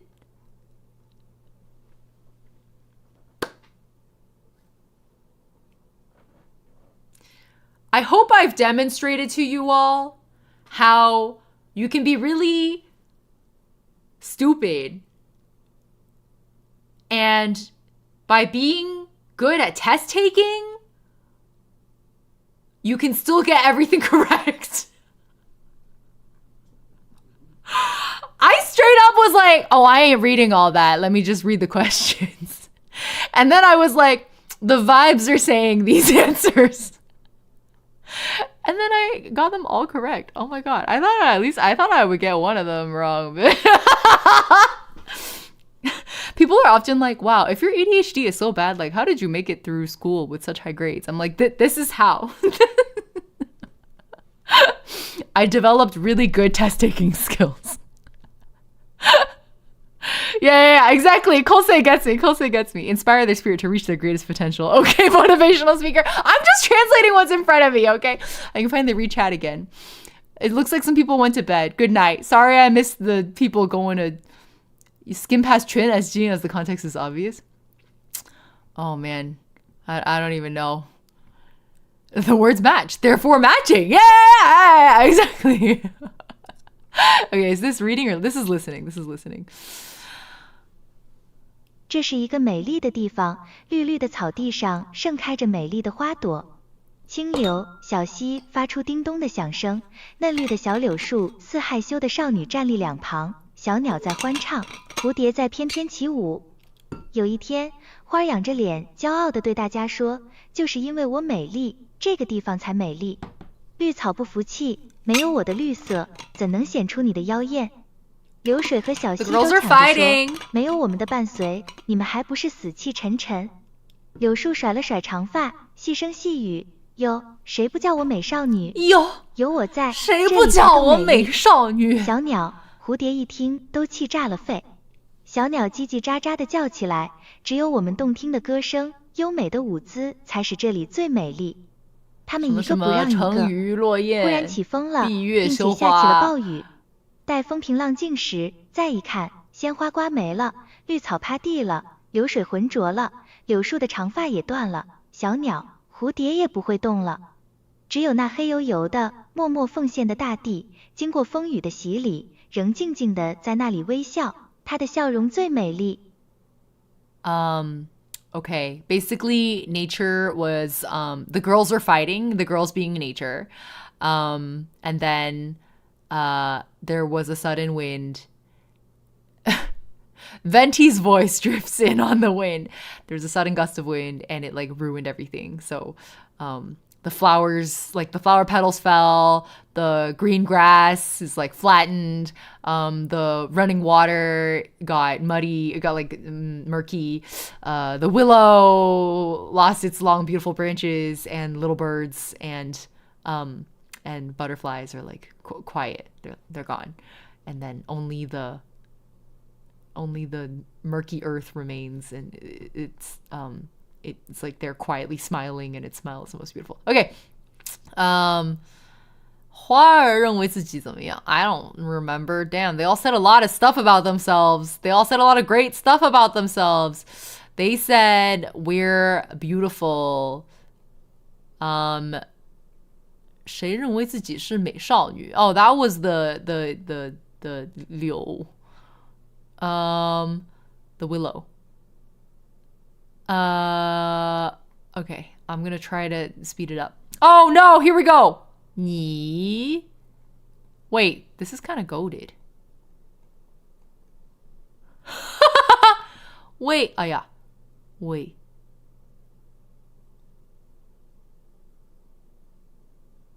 I could type this sentence no problem, but you want me to... Is it like this? No. Is it not like this? Oh no. 什么？哎，怎么不让我写了？哎 I'm clicking, nothing's happening. Okay. 不告 Hey, hold on. Hello? It's not letting me write.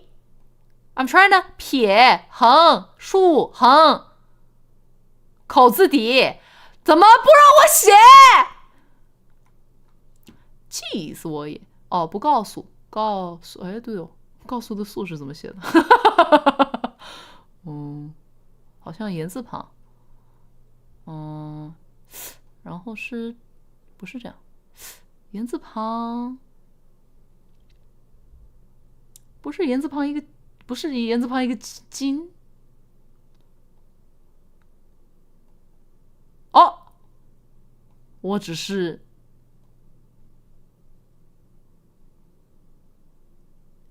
写错了。哦，没关系，别是这样的。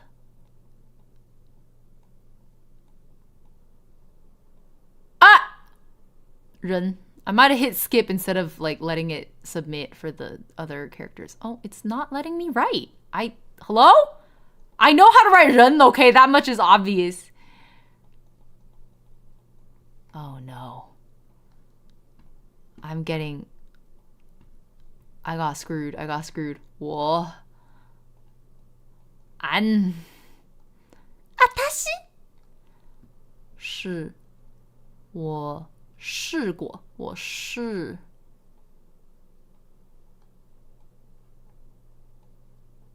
怎么不让我写？哦，是。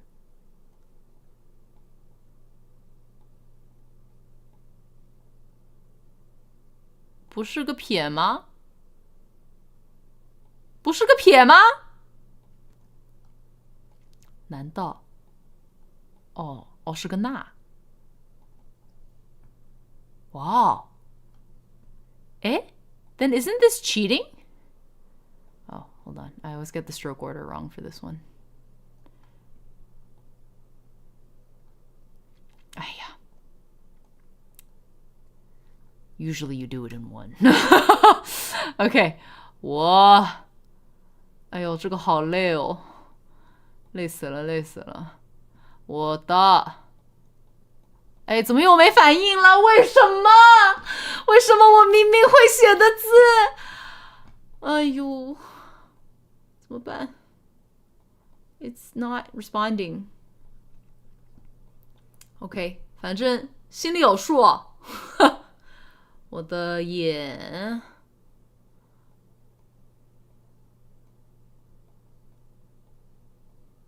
镜，眼镜的镜是怎么写的？眼镜，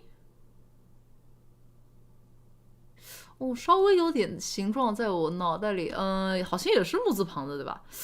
哎呀，不是，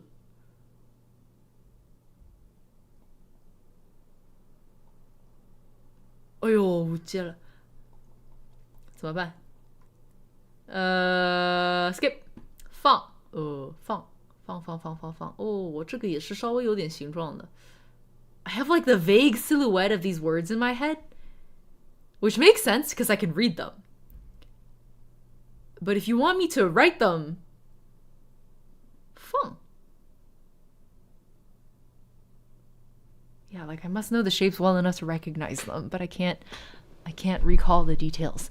放里面是有个方的，放。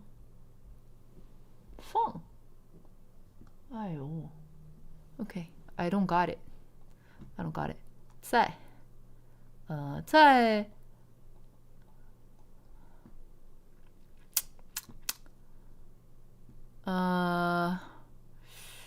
哪儿？In school, you get chastised for not following school order. Yeah, it's stroke order. Exactly. But if they don't catch you, no, I do stroke order as much as I can.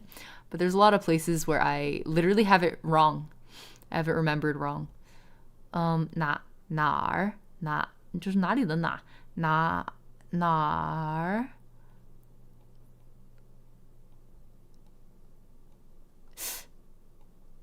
哎呀，是这样的。这样吗？哎，啦，哎呀，是不是这样的？ Like you get used to doing some of the two strokes come together so easy, you forget they're two strokes. 道路上两个头发花白的老人抱在一起。Oh, wait, that's kind of sweet. Oh, sorry. Stroke order.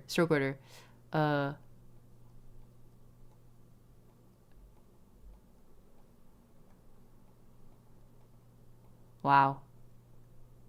I'm thinking about the chatter earlier who was like, I don't do stroke order. And this, it doesn't accept it if you're not putting it in the right stroke order. 哎呀，完蛋了。路，我差点写了跑。路。哎呦 ，Oh no. Oh my god, it was in my head and then it was gone. 路，我要是手写的话，写得出来吗？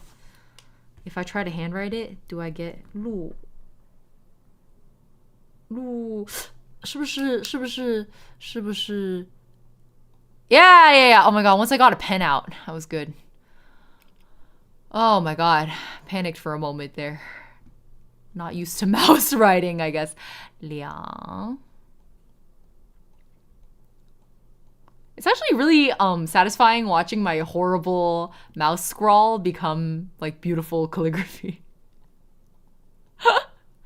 两个头发 Oh wow, they accepted that? I super wasn't doing that right. 头发花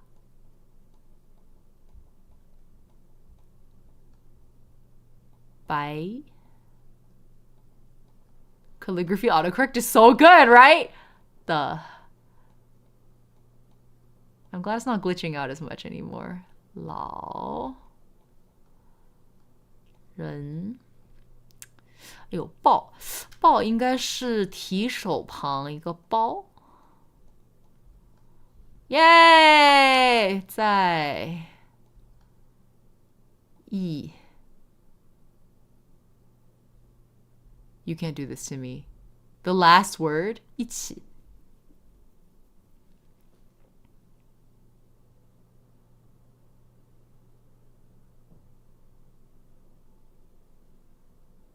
怎么一下子就没了呢？从来不手写中文的人就会这样啊。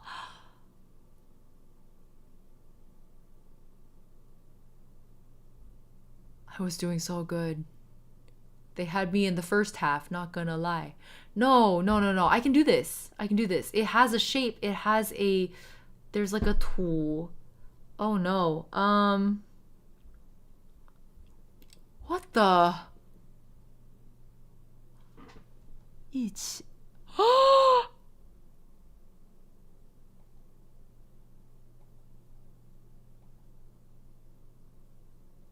Why is it not coming back to me?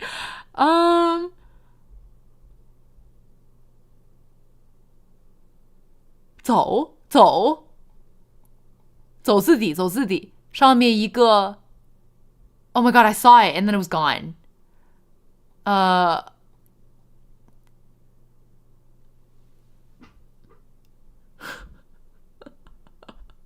You see what I mean by I had the silhouette, but I couldn't remember the details? The fact that the 走字底 became a 土 in my head, I was like, I know there's a 土 on the top. Oh, that was horrible. That was like, oh my god, I feel like I pulled a brain muscle. Does that make any sense?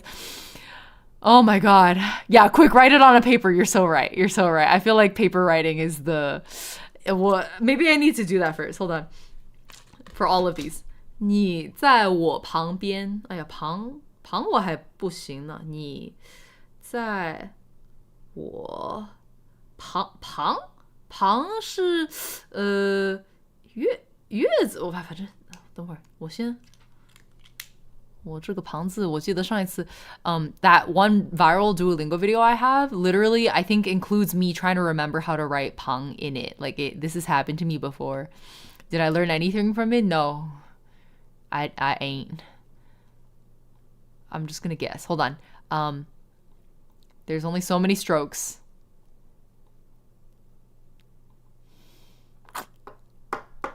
I was guessing like a 月, but that is not the right 旁. 旁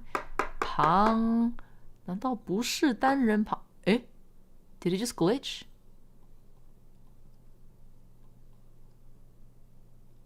Surely I can reverse engineer.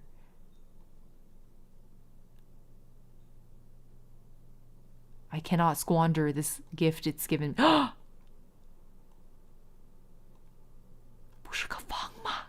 下面不是个方吗？是什么呢？ Oh my god, surely I can brute force this. Prom, hello! I can do it. Can I? 不是个方吗？ I'm gonna go crazy. They have limited time stroke tries, do they?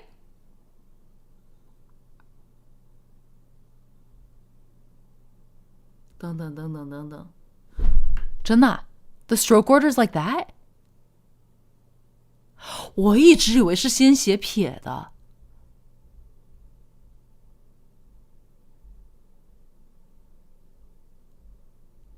Was that stroke order wrong? Am I tripping?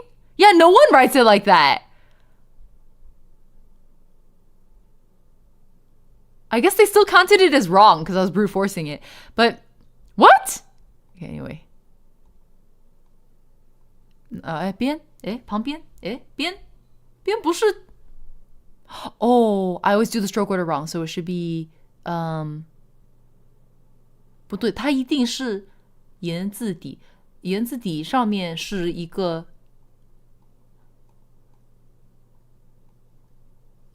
thank God. Oh, it's yellow. 让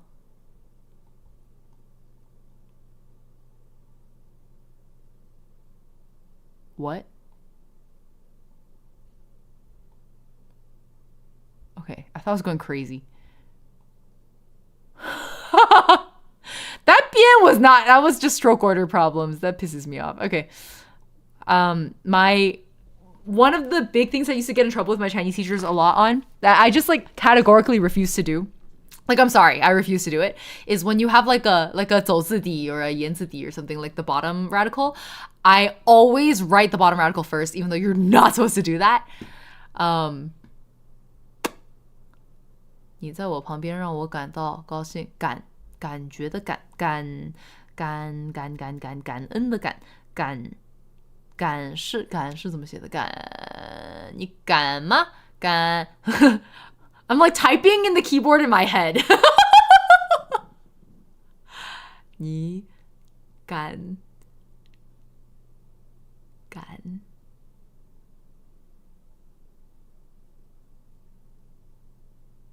不敢胆小鬼不敢 I'm like adding more context.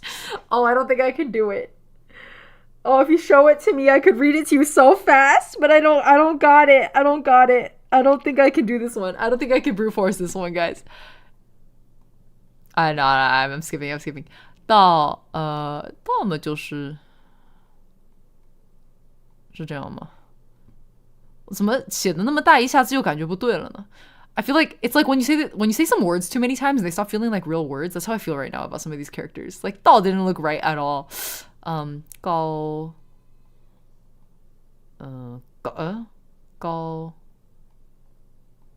那写那么大，一下子又感觉不对了。行。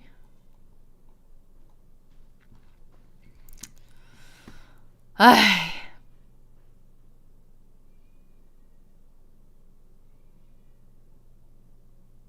Wait. I'm done?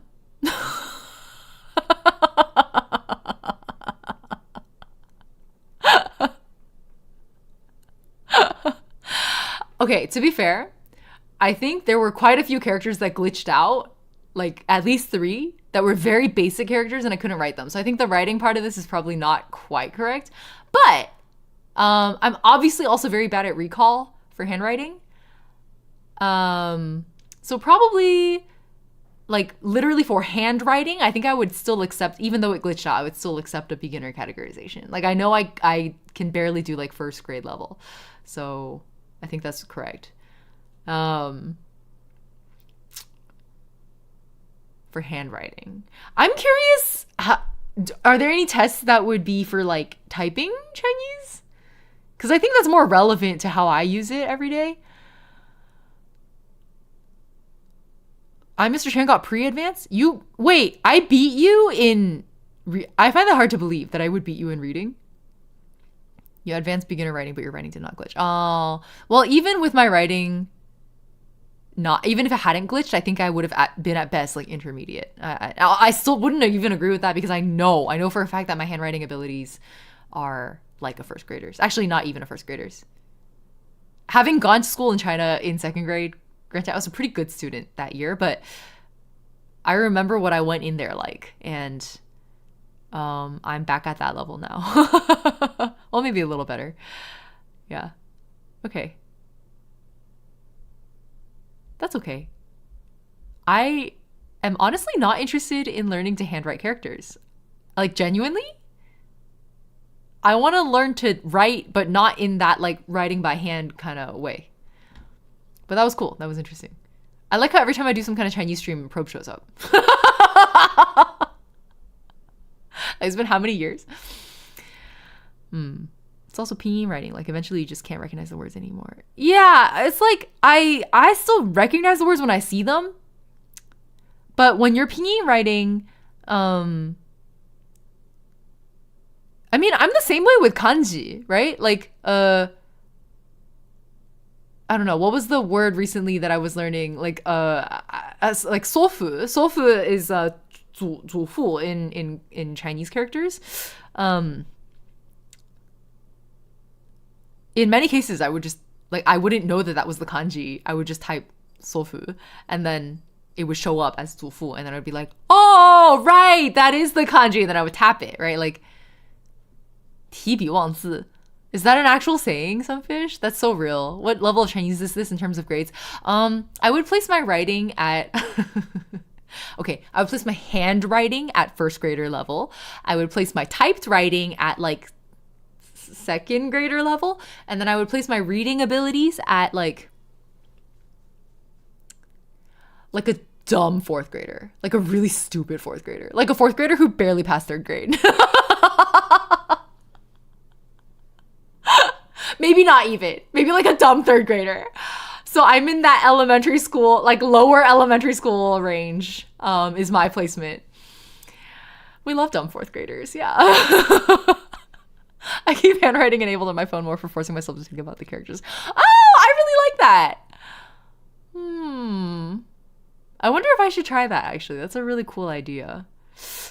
The thing is, I've started to 就是手写上我最近稍微有点多练了，因为I've been studying the 道德经 like bit by bit recently. And one of the ways I annotate it is I'll copy it down line for line. And then in many cases, my notes are also like in Chinese because I'm following like this person's class, his like lesson. And I like to take notes by hand. So when I write my 道德经 notes, I prefer to handwrite also. And a lot of times this guy will be like, he's saying things in my ear and I want to write down what he's saying in Chinese, but I realize all of a sudden I don't know the characters. So actually what I've been doing is I pick up my phone and I type in the phrase that he said, and then I'm like, oh yeah, that's how you write it. And I like tap it and then I hand copy it. And I think it's been working as like actually pretty decent practice. Yeah. Say so! Thank you for the raid! We're actually about to end here also, so we can do a raid train. If you guys stick around for like 2 minutes, we'll end. Hello! Hi, Rin! Welcome! Fourth grader knowing Zhang Yimou is pretty good, though.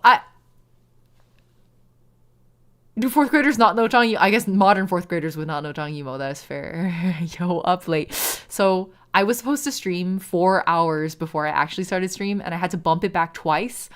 Because I just had a lot of stuff come up today. It's been a day. It's been such a day. I almost canceled stream entirely because I was like, this is a really... Okay, for those of you just joining us, welcome. We were taking a Chinese test on stream just now, and I was like, this is a really like brain power, 就是很费力气的一个, sorry, I'm like bilingual ass struggling today. I knew this was an activity that would take a lot of brain power. And I've had a capital D day. So I was like, maybe I should save this for later.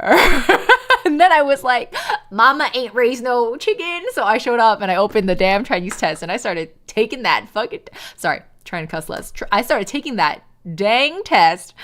Anyway, hi. What's up, Raiders? My name's Ying. I'm a variety streamer. Once in a while, VTuber. I actually might VTube more this year if my new model gets done in time. You'll see. But yeah, it's good to see y'all. Did you have a good stream? What were you guys up to? Gosh darn, test. 用脑筋，对，太用脑筋了, you know? Like I don't got that kind of energy. Forgot what book it was. There was like a book you referred to like a dictionary. What do you mean referred to like a dictionary? Oh, Rin, thank you for the gift sub to say so. Rin, why are you gifting subs? Stop that. Rin, stop that. Everyone else is allowed to give subs except my mods and Rin. You stop. You stop that right. I've been finger glocking a lot today. You stop that right now. Okay. Well, anyway, you guys came at a great time because I basically just finished. These are my results. I was telling chat actually that well, my writing thing actually glitched out while I was doing it. It was having us handwrite, and mine was like super not like I would click and drag and like nothing would happen. But it says my writing level is a beginner, and I accept that anyway because I type, I don't handwrite, and so because of that, I forget a lot of details for the characters. Like I can read it, but I can't write it. It's kind of like how a lot of people can understand a language like listening to it, but they can't speak it. I'm like that with Chinese too. Like my listening comprehension abilities with Chinese is probably. Actually, yeah, I talked about handwriting, I talked about typing skills, and I talked about reading skills, where I said it was like first grader, second grader, third grader, right? I think my listening skills are more on par with like, probably like into like approaching middle school, like let's say 5th to 6th grade. Yeah. Definitely enough to like colloquially get by in China. And I think the reason for that is because I listen to a lot of like Chinese podcasts and audiobooks and stuff like that. So also because like when you speak it, you get really good at understanding it. So maybe that's why. Yeah. Super illiterate in Mandarin. Yeah, but do you speak it pretty well? Like that's been my experience, is that a lot of us like overseas Chinese types, especially if we're second or third gen, like I'm second gen, and it's really like I grew up speaking it. It's technically my mother tongue. I spoke Shanghainese before I even spoke English, let alone Mandarin. I even went to school in China for 3 years, and I just don't got it like I used to, you know? I feel like what you're seeing me at now, like this is when did that Duolingo video even take off? That would have been 2021, I think. Like summer 2021. I think that's right. Man, I still remember I spent like 12 hours editing that video because it was such a long VOD, and trying to cut it down into like a short video. It was actually very difficult making those kinds of cutting decisions. I was exhausted afterwards. And I remember uploading it and being like, man, no one's going to watch this video. And then after a day, it was at like 10K views, and I was like, I was right. Nobody wants to watch this video. And then, which is crazy. Nowadays, I would like thank the Lord for 10K.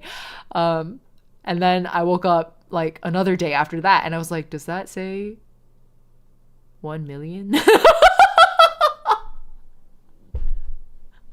One of those true virality moments. But anyway, that video was a time. And I actively avoided like Chinese learning content for a few years because I didn't want to get pigeonholed into the category. Like a lot of people were asking me for it. I know for a fact if I had leaned into it, I probably would have been like one of those YouTube channels now, you know, but not interested in that. So didn't do it. Nowadays, if you handed me an opportunity like that, I would be like, I'm fucking unemployed and I will take you up on it. But I think what's more important is that 5 years down the line now, almost, I have once again, like I'm not going to call it a resolution, but one of my goals this year is definitely to like, really, really intensely, like not just passively. I've been really passively learning Chinese in the past several years. I want to more actively study Chinese this year. So late last year, you guys know how I am. I believe strongly in cheating on your resolutions. So if you're like, next year, I'm going to, no. Think of it as next year, I'm going to, but next year, I'm going to do this thing, but I'm going to start now so I can get a head start so that next year I'm going to be even more successful at it. So that's why, even though in my head I was like, in 2026, I'm going to get really serious about Chinese. In the last several months of 2025, I was like, let me study the Dao De Jing. I cheated. I strongly believe in cheating on your studies. Not your tests, though. I think cheating on your test does you a disservice. I actually strongly believe this. Anyway, not that tests matter when you're an adult anyway, right? My ZZZ reactions, really? I don't really have any of those. Next year, I'm gonna butt! You got me, Lupus. I'm gonna butt this year to get ahead. Yep. Well said, in fact. Yeah, so that's all. That's a long ramble. So I'm really tired. I think you guys can tell. I have a capital D day. That's all to say that you guys can expect a lot more Chinese learning type content. Well, no, content is a big word. Streams. You guys can. I'm not committing to anything but streams. But for sure, like there was a book we were working through. You guys were laughing at me reading the like 朝鲜 one earlier, right? But like I couldn't even read these like 3分钟成语故事 things. I mean, I could read them. There's peeing on them. But like There was like a lot of, oh, did we do Hanma Gong Lao? I don't think so. Did we? Sorry, I just flipped it open and then my tab here says Uma Musume looking kind of different. And there's like a horse in a bathtub. I left myself this note many, many months ago now. I don't remember what I was thinking about. But apparently I looked at Hanma Gong Lao and I said Uma Musume looking kind of different. And these are like children's stories, children's Chengyu stories. And I wasn't even able to like really read that quickly because it had a lot of like 战国时期, like Chinese history stuff. And I just didn't understand that stuff. But good night, Gecko. Thanks for hanging out. Shanghainese proficiency test. Do those even exist? Is that a thing? My Shanghainese is ass. I can understand it pretty well, but it's real bad. Oh, bye, Maddie. I have a good hairdresser appointment. Is one and the proper thing to say. It is, Lupus. You got it. You were correct. Uma Musume does look different. 2021 was 5 years ago. I know, right? It gets me every time I think about it, too. That's so crazy. That's so crazy. Anyway, if this was fun for you, I'll try to China Max more this year. Even if it wasn't fun for you, I'm China Maxing this year. So get in, loser. We're going China Maxing. That's all I got. Ta-ta for now, folks. Okay, I promised a raid train, so let me find someone. Oh my god, I still have I have Chinese keyboard on. Twitch. 大家晚安. Indeed. Such is the saying. Alright, who can I even raid? Who's even online? Oh, Aqua's playing ZZZ.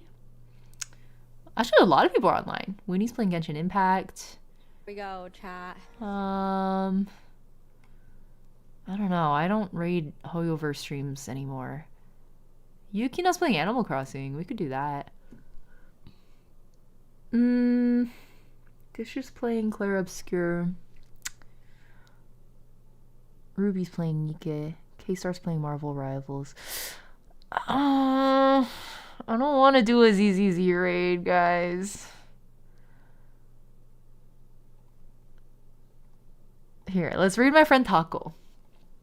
Taco's a cosplayer friend of mine, but I think she does like VTubing stuff now mostly. But I've known her for many years through cosplay. And Taco's playing ACNH, so. Alright, let's rate a VTuber friend. Thank you for the stream. Thank you! Hope you guys had fun hanging out. Dude, can you see my brain short-circuiting? I'm so struggling. What's going on? I thought that was interesting, actually. So let's do, like I said, we didn't get time. Oh, there's a dust fluff here. I was originally planning to take the TOCFL today. That didn't happen. And then we found out about the HSK also. Most of the questions we took today were actually from HSK exams. So the plan in upcoming Chinese testing streams is going to be TOCFL and then HSK. And then I might do some like readings with you guys again, whether that's the 7中成语故事 level readings, or there's an app that I found called Dual Chinese that I really enjoy also. We'll just read some articles in Chinese and like practice together. I think it'll be fun. I'll make flashcards. Okay, well, it's morning, afternoon, evening. Have a wonderful time of day. Thank you, Seizo, for raiding in. And if there are people here who are raid training, thank you guys for raiding with us. I'll see you guys next stream. I'm playing Where Winds Meet on Saturday, so I'll see you then if you're interested in seeing more of that game. We're starting Kaifeng. Okay. You came right as I was ending. Welcome. All right. Thank you, YouTube side and Twitch side. Oh, YouTube, let me drop you guys the Twitch link if you guys want to raid with us. Have a wonderful time of day. I will see you all next stream. Bye-bye. I'm raiding now. Bye. Bye.